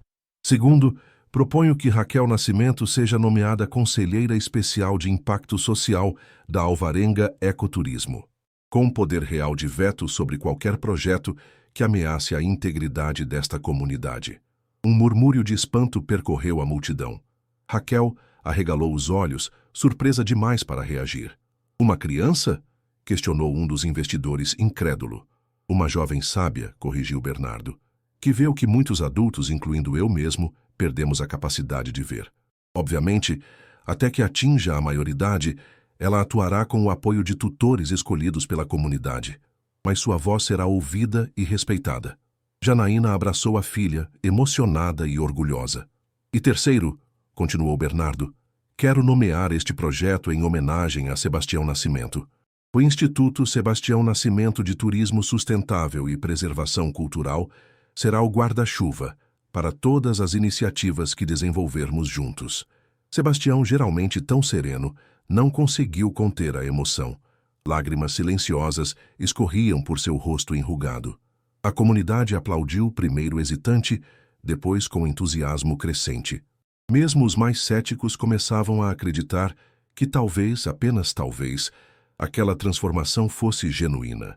Após a reunião, enquanto os detalhes começavam a ser discutidos em pequenos grupos, Bernardo procurou Sebastião em particular. Há mais uma coisa que quero fazer, disse com determinação no olhar. A jaula onde me mantiveram, podemos desmontá-la, apressou-se Sebastião. Foi apenas um meio para um fim, não um símbolo permanente. Não, interrompeu Bernardo. Quero mantê-la, transformá-la em um memorial, um lembrete físico para mim e para outros empresários que visitarem este lugar, de que desenvolvimento sem consciência é apenas destruição disfarçada de progresso. Sebastião estudou o rosto do antigo amigo redescoberto, buscando sinais de sua sinceridade. O que viu o satisfez. A jaula serviu ao seu propósito, então, concluiu o velho ribeirinho. Não como prisão, mas como portal de transformação. Naquela noite, a comunidade organizou uma celebração. Não para comemorar uma vitória sobre Bernardo, mas para celebrar um novo começo. Músicas tradicionais, danças, comidas típicas, uma demonstração viva da cultura que agora tinha chance de ser preservada e fortalecida. Paula encontrou Bernardo, observando a festa com um sorriso sereno. Nunca imaginei ver você assim, comentou ela. Sempre tão controlador, tão focado em resultados financeiros.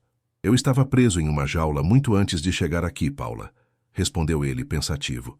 Uma jaula invisível, feita de expectativas, ambições desmedidas, medo de nunca ser suficiente. Talvez precisasse de barras físicas para enxergar as invisíveis que eu mesmo construí ao longo dos anos. E agora? Voltamos para São Paulo? Sim, mas diferentes. A Alvarenga Ecoturismo vai passar por uma grande transformação. Muitos não vão gostar. Acionistas vão reclamar, diretores vão resistir. Estou preparado para essa batalha. Paula sorriu. Conte comigo nessa luta. No outro lado da praça, Raquel conversava animadamente com outras crianças sobre suas novas responsabilidades. Janaína se aproximou de Bernardo. Minha filha nunca teve acesso a grandes oportunidades, disse ela, mas sempre teve grandes sonhos, obrigada por acreditar nela. Não é caridade ou simbolismo vazio, respondeu Bernardo com sinceridade. Raquel tem algo que executivos com MBA e anos de experiência perderam: clareza moral, conexão genuína com o que importa. Precisamos dessa sabedoria. Na manhã seguinte, Bernardo acordou antes do amanhecer, vestiu-se silenciosamente e caminhou até a jaula onde havia passado seus primeiros dias em Igarapé dos Sonhos. Sentou-se no chão úmido, observando as barras de madeira que agora simbolizavam tanto em sua jornada pessoal. Foi ali que Sebastião o encontrou, 1 hora depois. Pensei que talvez você tivesse fugido, comentou o idoso. Bernardo sorriu. Não há mais razão para fugir. Pela primeira vez em muito tempo, estou exatamente onde preciso estar. E onde é isso? No começo de um novo caminho. Um que escolhi conscientemente, não que segui por inércia ou ambição cega. Sebastião assentiu satisfeito. Existe uma lenda indígena que diz que cada pessoa nasce 2 vezes. A primeira do ventre de sua mãe. A segunda, quando enfrenta uma grande provação e emerge transformada. Então, hoje é meu segundo nascimento, concluiu Bernardo, levantando-se e olhando para o sol que começava a despontar entre as árvores, pintando o céu amazônico com tons de laranja e vermelho. O mais difícil ainda está por vir, alertou Sebastião. Manter-se fiel a essa transformação quando voltar ao seu mundo não será fácil. Eu sei, mas agora tenho algo que havia perdido há muito tempo. O quê? Um propósito maior que eu mesmo. Juntos, caminharam de volta à vila, onde os primeiros preparativos para o dia já começavam. Raquel correu ao encontro deles, carregando uma pasta cheia de desenhos e anotações. Sr. Bernardo, tive tantas ideias para o Instituto, Podemos ter aulas de conhecimento tradicional para os turistas, mostrar como fazemos remédios da floresta, como pescamos de forma sustentável. Bernardo agachou-se para ficar na altura da menina, olhando-a nos olhos com respeito genuíno. Todas essas ideias são excelentes, dona conselheira. Por que não começamos a organizá-las depois do café? O rosto de Raquel iluminou-se com um sorriso radiante. Vou preparar tudo. Enquanto a menina corria de volta para casa, Bernardo e Sebastião trocaram um olhar de entendimento mútuo. O futuro seria cheio de desafios, mas também de possibilidades que nenhum dos dois poderia ter imaginado dias atrás. Sabe o que mais me impressiona em toda essa história? Comentou Bernardo. O quê? Que foi preciso uma criança para me fazer enxergar o que nenhum consultor de milhões de reais jamais conseguiu mostrar. Sebastião sorriu. As crianças ainda conseguem ver o imperador nu. Nós adultos ficamos tão preocupados com aparências e convenções que nos esquecemos de olhar para a verdade simples diante de nós. Uma lição que não esquecerei, prometeu Bernardo, colocando a mão sobre a carta guardada no bolso, próxima ao coração. Uma lição que transformarei em legado. Capítulo 6. Novos horizontes.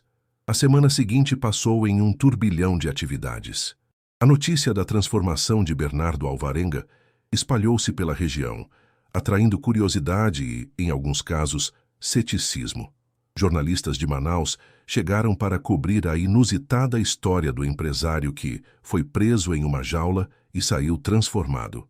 Ambientalistas, antes preparados para protestar contra o resort de luxo, agora observavam com cautela os novos rumos do projeto. Na sede improvisada do recém-criado Instituto Sebastião Nascimento, uma casa ampla à beira do rio, anteriormente usada para reuniões comunitárias, Bernardo, Paula, Mateus e outros líderes locais debruçavam-se sobre mapas e projetos. Se mantivermos a estrutura principal nas áreas já impactadas, próximas à vila, podemos preservar integralmente este corredor ecológico, explicava Mateus, apontando para uma região no mapa. Bernardo assentiu, fazendo anotações. Vestia agora roupas mais apropriadas ao clima amazônico, sem abrir mão completamente de seu estilo. Uma camisa de linho de corte moderno, calças leves, botas práticas, mas de qualidade. A barba, que começara por necessidade durante os dias na jaula, agora era mantida por escolha, dando-lhe um ar mais acessível e menos corporativo. O que acha de estruturas suspensas nesta área? Sugeriu, indicando uma parte da floresta. Construções elevadas causam menor impacto no solo e permitem que a fauna circule livremente. Paula digitava rapidamente cada sugestão em seu tablet, criando um documento colaborativo, que seria a base do novo projeto. Precisamos pensar também na capacidade máxima. O plano original previa até 200 hóspedes simultaneamente. Isso seria sustentável? 100 no máximo, interveio Janaína, que agora participava ativamente do planejamento. E com um sistema de rodízio para áreas mais sensíveis da floresta. Uma voz infantil surgiu da porta. E se fizermos trilhas educativas diferentes para cada dia da semana? Assim os turistas aprendem coisas novas e não sobrecarregamos sempre os mesmos lugares. Todos se viraram para ver Raquel carregando uma pasta colorida. Desde sua nomeação como conselheira, a menina levava o papel extremamente a sério, dividindo seu tempo entre a escola e as reuniões do instituto. Excelente ideia, Raquel, aprovou Bernardo, fazendo um gesto para que ela se juntasse à mesa. Você pensou em temas para essas trilhas? A menina abriu sua pasta, revelando desenhos detalhados feitos à mão. Esta é a Trilha das Águas, onde os visitantes aprendem sobre os rios, a pesca sustentável e os seres que vivem na água. Esta é a Trilha das Ervas, com plantas medicinais que mamãe pode explicar. Esta é a Trilha dos Artesãos, onde as pessoas da comunidade mostram como fazem cestos, redes, canoas. Os adultos observavam admirados a organização e a criatividade da menina. Bernardo trocou um olhar significativo com Sebastião, que observava discretamente da porta. Já disse que você seria uma excelente CEO um dia? Comentou Bernardo, genuinamente impressionado. Raquel franziu a testa. O que é CEO? Alguém que toma decisões importantes em uma empresa, explicou Paula. A menina pensou por um momento. Prefiro ser como vovô. Ele não manda em ninguém, Mas todos respeitam o que ele diz porque vem da sabedoria, não do poder. Sebastião sorriu, orgulhoso. Bernardo assentiu, tocado pela profundidade daquela observação. Talvez as empresas precisem mais de sábios e menos de CEOs, refletiu. No final da tarde, após horas de planejamento produtivo, Bernardo caminhou até a beira do rio. Os últimos raios de sol refletiam nas águas escuras do Rio Negro, criando um espetáculo de luz e sombra. Paula o encontrou ali, contemplativo. Amanhã voltamos para São Paulo, lembrou ela. Está pronto? Bernardo respirou fundo o ar úmido da Amazônia. Honestamente, parte de mim gostaria de ficar. A vida aqui tem uma autenticidade que perdemos na cidade. Mas sei que meu trabalho agora é levar o que aprendi aqui de volta para lá. Transformar a Alvarenga Ecoturismo de dentro para fora. Paula sorriu. Os acionistas vão pirar quando virem as mudanças que você planeja. Deixe que pirem, respondeu Bernardo com uma tranquilidade que surpreendeu até a ele mesmo. Alguns vão sair. Outros, mais visionários, vão entender que estamos construindo algo mais valioso a longo prazo. E não estou falando apenas de valor financeiro. Bernardo Alvarenga preocupado com coisas além do lucro, provocou Paula. Quem diria? Ele riu reconhecendo a ironia. O velho Bernardo ainda está aqui, Paula. Ainda gosto de sucesso, de crescimento, de resultados. A diferença é que agora tenho uma definição mais ampla do que significa sucesso. Naquela noite, a comunidade organizou uma festa de despedida. Não tão grande quanto a celebração anterior, mas igualmente significativa.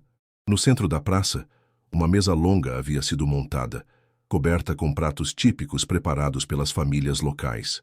Júlia, a professora, apresentou a Bernardo um livro artesanal, encadernado com fibras naturais. As crianças da escola fizeram para você, explicou. São histórias e lendas da nossa comunidade. Para que você se lembre de nós quando estiver em São Paulo. Folheando o livro, Bernardo encontrou desenhos coloridos, textos escritos à mão, pequenas colagens de elementos naturais. Na primeira página, uma dedicatória simples, para o homem que aprendeu a ver com o coração. Isso é inestimável, murmurou genuinamente tocado. Vai ficar na minha mesa no escritório como lembrete diário. A celebração prosseguiu com música, dança, conversas animadas. Os investidores que inicialmente haviam ficado chocados com a transformação de Bernardo, agora pareciam mais receptivos.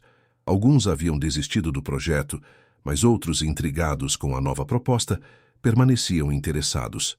Você realmente acha que esse modelo pode dar certo financeiramente? Perguntou um deles, um empresário jovem de São Paulo, enquanto bebia suco de açaí. Acho que estamos redefinindo o que significa dar certo, respondeu Bernardo. O turismo está mudando. Cada vez mais viajantes buscam experiências autênticas, transformadoras, não apenas conforto e isolamento da realidade local. Estamos na vanguarda desse movimento. O empresário pareceu considerar. Vou manter meu investimento então, mas estarei observando de perto. É tudo o que peço, sorriu Bernardo. Mais tarde, quando a festa começava a diminuir, Bernardo procurou Sebastião. Encontrou o idoso sentado em sua cadeira de balanço na varanda, observando a lua cheia que iluminava o rio. Posso me juntar a você? Perguntou. Sebastião fez um gesto para a cadeira ao lado. Por alguns minutos ficaram em silêncio confortável, apenas observando a paisagem noturna. Quando volto para São Paulo amanhã, começou Bernardo finalmente, começa o verdadeiro teste. Sim, concordou Sebastião. É fácil manter princípios quando se está imerso em um ambiente que os valoriza. O desafio é mantê-los quando tudo ao redor empurra na direção oposta. Tenho medo, admitiu Bernardo, com uma honestidade que teria sido impensável semanas antes. Não de fracassar nos negócios. Disso nunca tive medo. Tenho medo de fracassar como ser humano, de voltar a ser quem eu era. Sebastião considerou suas palavras cuidadosamente antes de responder. Há uma história que meu avô contava. Um jovem perguntou a um sábio, como posso me tornar uma pessoa melhor? O sábio respondeu, da mesma forma que você se tornou quem é hoje, um pequeno passo de cada vez, uma escolha de cada vez, um dia de cada vez. Você acha que é simples assim? Não disse que é simples, disse que é um processo. Você não se tornou o Bernardo ambicioso e desconectado da noite para o dia. Foi gradual. A reconexão também será. Bernardo refletiu sobre aquilo. Voltarei em 1 mês, para a primeira reunião oficial do Conselho do Instituto. Estaremos esperando, garantiu Sebastião. E Raquel estará preparada com pelo menos 50 novas ideias e 100 perguntas difíceis. Ambos riram, imaginando a determinação da menina. Ela me lembra alguém, comentou Bernardo. Um jovem idealista que conheci há muitos anos quando comecei neste ramo. Espero que ela mantenha esse idealismo, disse Sebastião, que não precise de uma jaula para reencontrá-lo um dia. Na manhã seguinte, o helicóptero estava pronto para decolar do mesmo campo onde havia pousado semanas antes. A comunidade inteira veio se despedir. Bernardo, agora vestindo roupas mais formais para seu retorno à cidade, abraçava pessoas que dias antes eram estranhas para ele. Quando chegou a vez de Raquel, a menina entregou-lhe um pequeno embrulho de folhas. — O que é isso? Perguntou curioso. — Sementes de Tucumã, respondeu ela. Para você plantar em São Paulo. Não sei se essa árvore sobreviveria no clima de lá. Não é para plantar de verdade, explicou Raquel com impaciência pela incompreensão adulta. É simbólico, para lembrar que aqui você plantou algo importante que vai crescer. Bernardo sorriu, guardando o presente com cuidado. Entendi agora. E prometo cuidar dessa semente simbólica com todo carinho.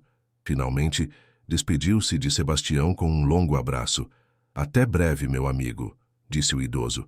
Lembre-se, a jaula física ficou aqui, mas você leva sua chave. No helicóptero, ao lado de Paula e de alguns investidores que retornavam à cidade, Bernardo observou a vila ficando cada vez menor à medida que ganhavam altitude. De cima podia ver o rio serpenteando pela floresta, as pequenas casas, os campos de cultivo, um microcosmo de vida em harmonia com a natureza. É estranho, comentou para Paula, que digitava em seu tablet os últimos detalhes do projeto revisado. Vim aqui para transformar aquele lugar segundo minha visão, e acabei sendo eu o transformado. Paula sorriu. Para melhor, se me permite dizer. À medida que o helicóptero avançava em direção a Manaus, onde pegariam o jato particular de volta a São Paulo, Bernardo visualizava mentalmente os desafios que o aguardavam. Reuniões com acionistas insatisfeitos, resistência da diretoria, questionamentos sobre sua sanidade mental, insinuações de que havia sido manipulado ou até mesmo drogado durante sua estadia na Amazônia. Estranhamente, nenhuma dessas perspectivas o perturbava como teria perturbado antes. Em seu bolso, a carta de Sebastião e as sementes de Tucumã de Raquel representavam um novo tipo de riqueza, uma que nenhum relatório financeiro poderia quantificar. Em Manaus, enquanto esperavam o jato ser preparado, Bernardo verificou seu celular pela primeira vez em dias. Centenas de e-mails, dezenas de chamadas perdidas, mensagens urgentes de diretores, advogados, parceiros de negócios. O mundo corporativo em polvorosa com seu desaparecimento. — Quer que eu comece a responder? Ofereceu Paula. — Não, respondeu ele tranquilamente, guardando o telefone. Podem esperar mais algumas horas. Vamos aproveitar esse último momento de paz antes da tempestade. No aeroporto, eles avistaram uma banca de jornal com manchetes sensacionalistas sobre o caso. Magnata sequestrado na Amazônia. Empresário mantido em jaula por comunidade ribeirinha. Bernardo riu, comprando um exemplar.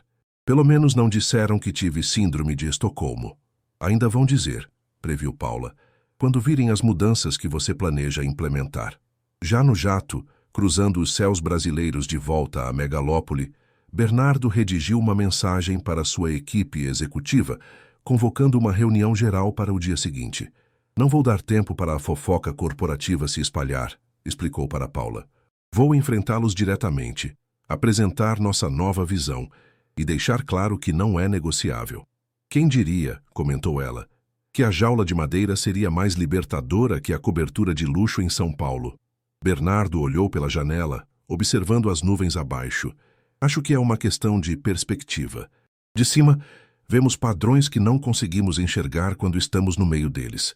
À medida que o avião se aproximava de São Paulo, as luzes da cidade começavam a aparecer no horizonte. Milhões de pontos brilhantes, formando a maior metrópole da América Latina. Bernardo sentiu um aperto no peito. Estava voltando para casa, mas de alguma forma parte dele havia ficado naquela pequena vila amazônica. Vai funcionar, Bernardo, assegurou Paula, percebendo sua apreensão. Talvez não exatamente como planejamos, talvez com ajustes ao longo do caminho, mas vai funcionar. É a coisa certa a fazer. Ele assentiu, tomando uma decisão silenciosa naquele momento. Independentemente dos obstáculos que enfrentaria, não voltaria atrás. A transformação que começara na jaula de madeira precisava continuar, crescer, expandir-se. Não apenas por ele mesmo, mas por Sebastião, por Raquel, por toda uma comunidade que confiava nele agora. Sabe o que é mais irônico? Comentou enquanto o avião iniciava sua descida. Passei anos pensando que liberdade era poder fazer o que eu quisesse, quando quisesse. Agora entendo que verdadeira liberdade vem de estar conectado a algo maior que nós mesmos. O jato pousou suavemente no aeroporto de Congonhas. De volta à realidade urbana, ao ritmo acelerado, aos compromissos, às expectativas, mas Bernardo Alvarenga não era mais o mesmo homem que havia partido semanas antes. Enquanto o motorista colocava suas malas no carro, Bernardo parou por um momento, olhando para o céu noturno de São Paulo, onde as estrelas mal conseguiam competir com a poluição luminosa da cidade. Tirou do bolso as sementes de Tucumã que Raquel lhe dera e apertou-as na mão. Uma semente de cada vez, murmurou para si mesmo. Uma escolha de cada vez. Um dia de cada vez. E assim, com uma determinação renovada, Bernardo Alvarenga retornou ao mundo que havia deixado, carregando dentro de si uma jaula transformada em liberdade. Capítulo 7. Sementes que florescem. 6 meses se passaram desde que Bernardo Alvarenga deixara Igarapé dos sonhos. O tempo, que na cidade grande parecia sempre escasso, na Amazônia seguia seu próprio ritmo, marcado pelas estações das chuvas, pela floração das árvores, pelo movimento dos rios. A Vila Ribeirinha, no entanto, havia mudado, não de forma abrupta ou irreconhecível, mas com pequenas e significativas transformações que se integravam harmoniosamente à paisagem e à cultura local. A escola agora ostentava um novo prédio de arquitetura sustentável, construído com madeira de manejo certificado e tecnologias ecoeficientes. Painéis solares brilhavam sobre o telhado, fornecendo energia limpa não apenas para a instituição, mas para toda a comunidade. No centro da vila, o antigo barracão comunitário havia sido reformado e ampliado, transformando-se na sede oficial do Instituto Sebastião Nascimento. Ali, jovens locais recebiam treinamento em turismo sustentável, gestão ambiental, tecnologia aplicada à preservação, sem precisar deixar sua terra para buscar conhecimento. A casa de Sebastião, antes uma das mais simples da comunidade, agora exibia melhorias sutis, um sistema de captação de água da chuva, uma pequena horta medicinal expandida, uma varanda mais ampla onde o idoso continuava a receber visitantes para compartilhar suas histórias e sabedoria. Naquela manhã específica, Raquel acordou mais cedo que o habitual. Aos 12 anos recém-completados, havia crescido alguns centímetros nos últimos meses, mas mantinha a mesma vivacidade nos olhos e a curiosidade insaciável. Vestiu com cuidado o conjunto novo que guardara para a ocasião, uma saia de algodão colorida e uma blusa branca bordada por artesãs locais. "Mãe, que horas ele chega?" perguntou pela terceira vez, enquanto ajudava Janaína a preparar o café da manhã. Janaína sorriu, acostumada com a impaciência da filha. O rádio da associação informou que o helicóptero deve pousar às 10. "Ainda temos 3 horas, filha. Tenho tanta coisa para mostrar a ele", comentou Raquel, arrumando uma pasta decorada com sementes e fibras naturais. Todos os relatórios do Instituto, os projetos novos das crianças, o mapeamento das trilhas. Sebastião, que entrava na cozinha apoiado em sua benjeira, agora ornamentada com entalhes artísticos, sorriu ao ver o entusiasmo da neta. "Calma, pequena. Bernardo ficará alguns dias. Terá tempo para ver tudo o que preparamos." Do outro lado do Brasil, a 3.500 quilômetros de distância, Bernardo Alvarenga preparava-se para sua viagem. Em seu apartamento de cobertura em São Paulo, com vista panorâmica para o Parque Ibirapuera, ele revisava documentos enquanto Paula organizava os últimos detalhes da viagem. Os 6 meses anteriores haviam sido, como previsto, turbulentos. A transformação da Alvarenga Ecoturismo enfrentou resistência feroz de acionistas tradicionais, resultando em uma reestruturação significativa da empresa. Alguns investidores saíram, outros novos, alinhados com a visão de turismo sustentável e responsabilidade social, entraram. A imprensa especializada, inicialmente cética, agora acompanhava com interesse o que chamavam de o milagre de Alvarenga, a surpreendente reinvenção de um magnata conhecido por sua implacabilidade nos negócios. "Está tudo pronto", anunciou Paula, entrando no escritório doméstico de Bernardo. "O jato decola em 1 hora para Manaus, e de lá pegamos o helicóptero para Igarapé." Bernardo assentiu, fechando a pasta que revisava. Sua aparência havia mudado sutilmente nos últimos meses. Mantinha a barba, agora bem aparada, e seu vestuário, embora ainda elegante, tornara-se menos ostentatório. O mais notável, porém, era a mudança em seus olhos, mais calmos, mais presentes, com uma serenidade que antes não existia. "Os documentos da fundação estão prontos?" perguntou, levantando-se. "Sim, todos assinados e registrados", confirmou Paula. "O Fundo Educacional Joaquim Pimentel está oficialmente estabelecido com os 5 milhões iniciais. A documentação da cooperativa também está finalizada, com a transferência de 50% das ações do empreendimento para a associação comunitária." Bernardo sorriu, satisfeito. "E as surpresas especiais?" "Tudo conforme planejado", garantiu Paula com um sorriso cúmplice. "Será um dia memorável." Antes de sair, Bernardo parou diante de um pequeno vaso em sua varanda. Ali, contrariando as expectativas, uma pequena muda de Tucumã lutava para crescer no clima paulistano.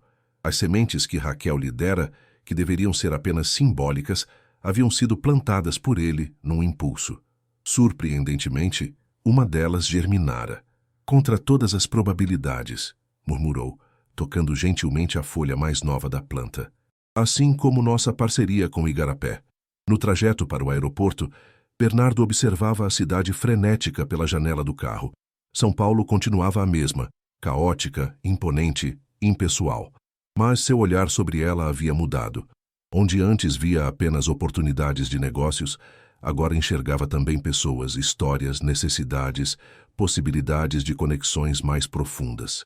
"Sabe, Paula", comentou, "estive pensando em expandir o modelo de Igarapé para outros empreendimentos." "Como assim?" perguntou ela interessada. "Aquele resort em Paraty que adquirimos ano passado. Em vez de derrubar a vila de pescadores próxima, poderíamos integrar a comunidade ao projeto. Propriedade compartilhada, preservação cultural, turismo de experiência autêntica." Paula sorriu, fazendo anotações em seu tablet. "Os novos investidores vão adorar a ideia. Os números de Igarapé já estão surpreendendo positivamente, mesmo estando apenas no início da implementação." "Não se trata apenas de números", ponderou Bernardo. "Claro que precisamos ser lucrativos, mas quando o propósito vai além do lucro, algo mágico acontece. As pessoas se engajam de forma diferente. Os clientes percebem a autenticidade. Criamos valor em múltiplos níveis." No aeroporto, enquanto esperavam na sala VIP, Bernardo recebeu uma mensagem de texto que o fez sorrir. "O que foi?" perguntou Paula, curiosa. "Raquel", respondeu ele, mostrando o celular. Um dos primeiros investimentos na comunidade havia sido a instalação de uma antena de internet, permitindo comunicação mais eficiente com o mundo exterior. Ela está contando os minutos para nossa chegada. Aparentemente, tem uma apresentação de 47 slides preparada sobre as atividades do Instituto nos últimos meses. Paula riu. "Aquela menina vai dirigir uma multinacional um dia." "Ou algo muito mais importante", respondeu Bernardo pensativamente. Algumas horas depois, o helicóptero sobrevoava a floresta amazônica. Da janela, Bernardo observava a imensidão verde entrecortada por rios sinuosos, a mesma paisagem que meses antes havia olhado com olhos de explorador, agora contemplava com reverência de aprendiz. "Ali", apontou o piloto, indicando uma clareira à frente. "Igarapé dos sonhos." À medida que se aproximavam, Bernardo notou a multidão reunida no campo de pouso improvisado. Parecia que toda a comunidade havia saído para recebê-los. Faixas coloridas, crianças agitando bandeirinhas, adultos sorridentes.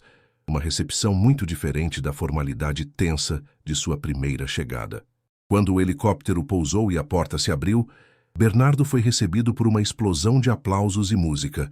Uma banda local tocava instrumentos tradicionais, criando uma atmosfera festiva e acolhedora. A primeira pessoa a se aproximar foi Raquel, que mal conteve sua empolgação ao vê-lo. Sem cerimônias, abraçou-o fortemente. Senhor Bernardo, finalmente. Temos tanto para mostrar. Bernardo retribuiu o abraço, genuinamente emocionado. Estou ansioso para ver tudo, dona conselheira. Sebastião aproximou-se em seguida, apoiado em sua bengala entalhada. Apesar dos meses passados, seu olhar mantinha a mesma sabedoria serena. Bem-vindo de volta, Bernardo, cumprimentou, estendendo a mão que logo se transformou em um abraço caloroso. Ou deveria dizer bem-vindo ao lar. Aquelas palavras simples tocaram profundamente o empresário. De alguma forma, este lugar remoto, que meses antes planejara transformar segundo seus interesses, havia se tornado um tipo de lar espiritual para ele. Uma procissão foi formada, conduzindo Bernardo e Paula pelo centro da vila. Mateus, agora coordenador-geral do Instituto, explicava as mudanças implementadas nos últimos meses. Ali, instalamos o sistema de energia solar que alimenta toda a comunidade. Além da escola e do Instituto, agora temos energia limpa nas casas, no posto de saúde e até na pequena fábrica de processamento de açaí. E aquela construção nova? Perguntou Bernardo, apontando para um prédio de arquitetura contemporânea, mas harmonizada com o estilo local. O centro de visitantes, respondeu Mateus orgulhosamente. Primeira fase do projeto turístico. Já recebemos 3 grupos experimentais, pesquisadores, estudantes de biologia e um grupo de turistas europeus interessados em ecoturismo autêntico. Todos saíram encantados. A visita prosseguiu pela escola ampliada, onde Júlia mostrou as novas salas equipadas com tecnologia educacional, a biblioteca expandida e o laboratório de ciências naturais, onde os alunos desenvolviam pesquisas sobre a biodiversidade local. As crianças estão documentando espécies da região, explicou a professora, mostrando um herbário cuidadosamente organizado. Algumas plantas que eles catalogaram estão sendo estudadas por pesquisadores da Universidade Federal por seu potencial medicinal. Bernardo notou como os olhos dos estudantes brilhavam ao explicar seus projetos.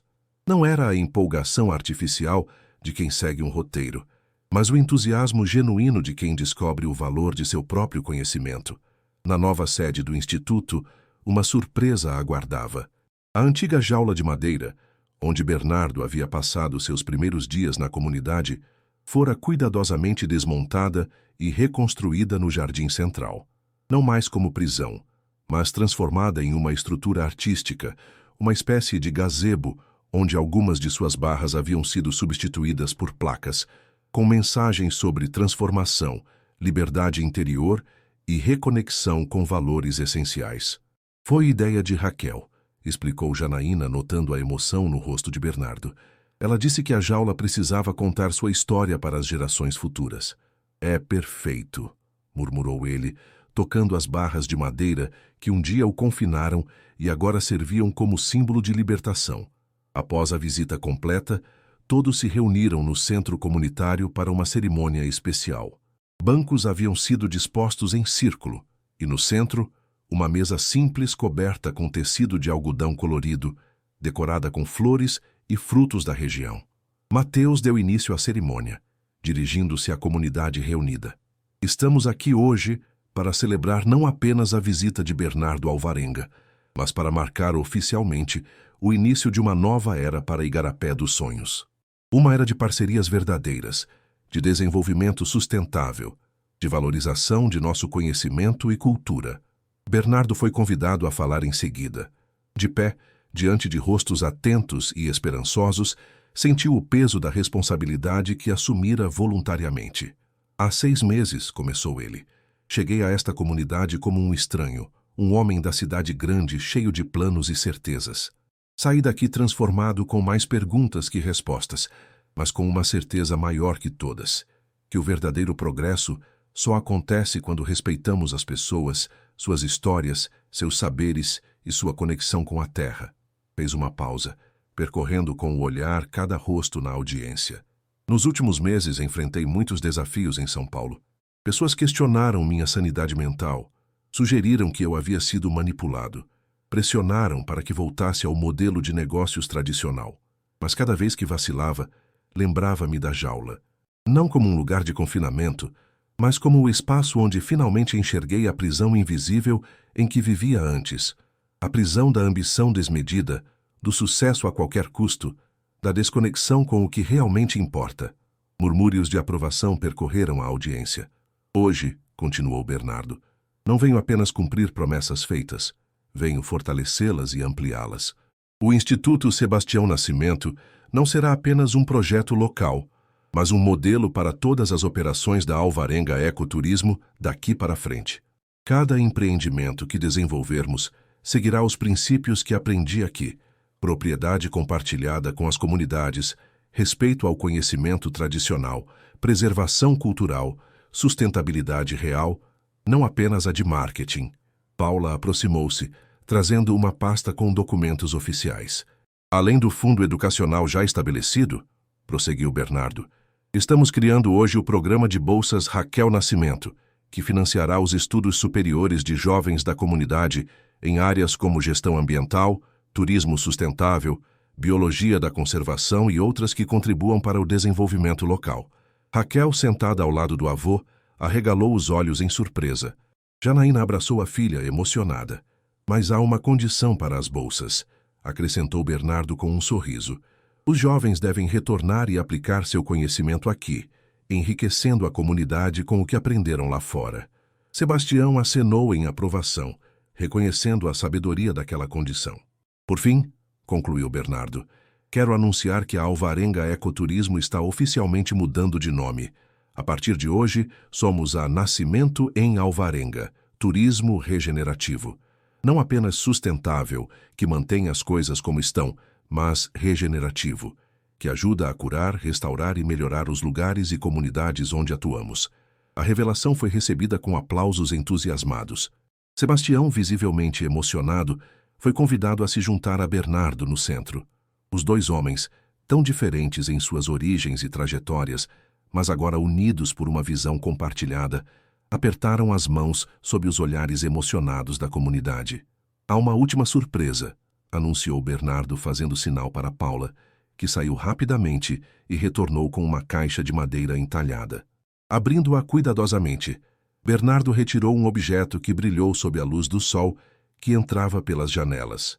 Uma medalha nova, cuidadosamente confeccionada em prata sustentável, com a inscrição Sebastião Nascimento, Guardião da Sabedoria, Fundador Honorário.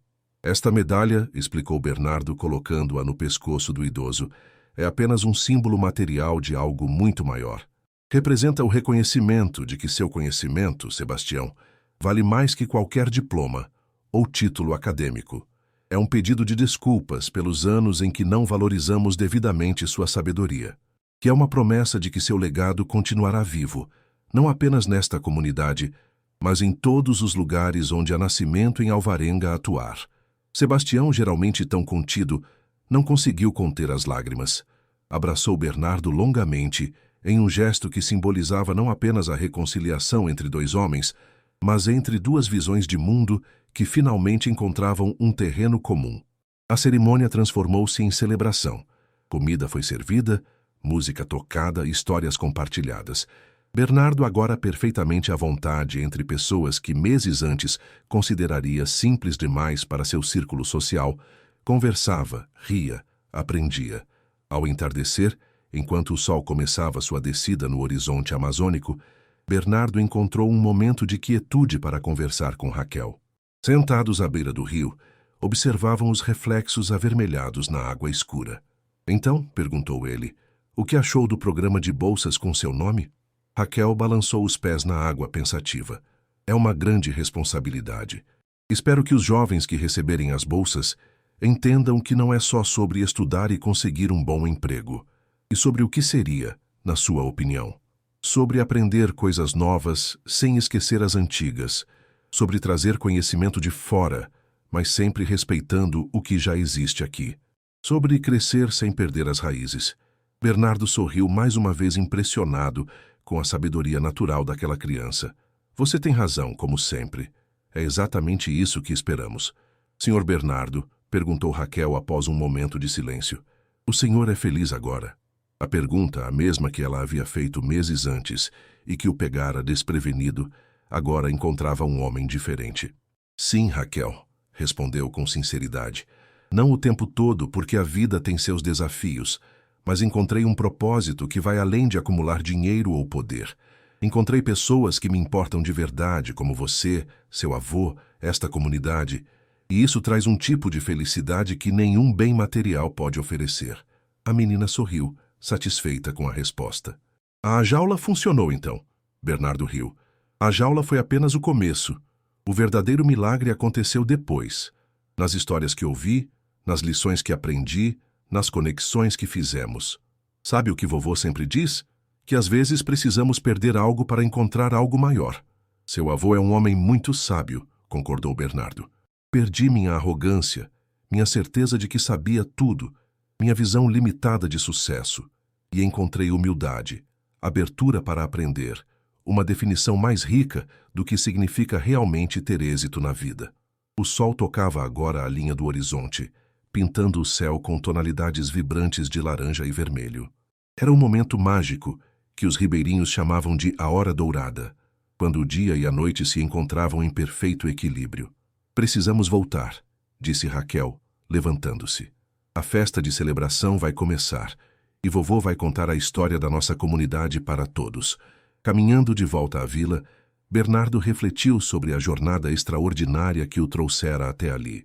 De magnata implacável a parceiro respeitoso, de explorador a aprendiz, de prisioneiro em uma jaula física a um homem livre de prisões internas muito mais limitantes. Na praça central, a comunidade reunia-se em círculo ao redor de uma fogueira. Sebastião, sentado em uma cadeira especial, a nova medalha brilhando sobre seu peito, preparava-se para iniciar a narração tradicional. Raquel correu para sentar-se aos pés do avô, seu lugar habitual. Bernardo juntou-se ao círculo, não como visitante ilustre, mas como mais um membro da comunidade expandida que se formara. Paula sentou-se ao seu lado, agora não apenas sua assistente, mas parceira no novo caminho que trilhavam juntos. Vou contar hoje, começou Sebastião, sua voz clara carregando a autoridade mansa dos grandes contadores de histórias. A lenda do homem que foi aprisionado para encontrar a liberdade. A história de como uma jaula de madeira abriu portas invisíveis e de como uma criança ensinou a um homem poderoso o significado verdadeiro da riqueza. Enquanto a narrativa fluía, entremeada pelo crepitar da fogueira e pelos sons noturnos da floresta despertando, Bernardo sentiu uma paz profunda, a certeza de estar exatamente onde deveria estar, fazendo exatamente o que deveria fazer. A jaula física permanecia transformada em memorial no jardim do instituto, mas seu verdadeiro significado vivia agora nas ações diárias, nas parcerias formadas, nas vidas transformadas. Uma lição não apenas para Bernardo Alvarenga, mas para todos que encontrassem sua história, de que às vezes é preciso perder o controle para encontrar o propósito. De que verdadeira riqueza não se mede em posses, mas em conexões, e de que a mais poderosa transformação começa quando temos coragem de ouvir a sabedoria daqueles que normalmente não escutamos. Sob o céu estrelado da Amazônia, enquanto a história de Sebastião entrelaçava passado, presente e futuro, sementes de esperança floresciam, não apenas em Igarapé dos Sonhos, mas em todos os lugares onde aquela história fosse contada.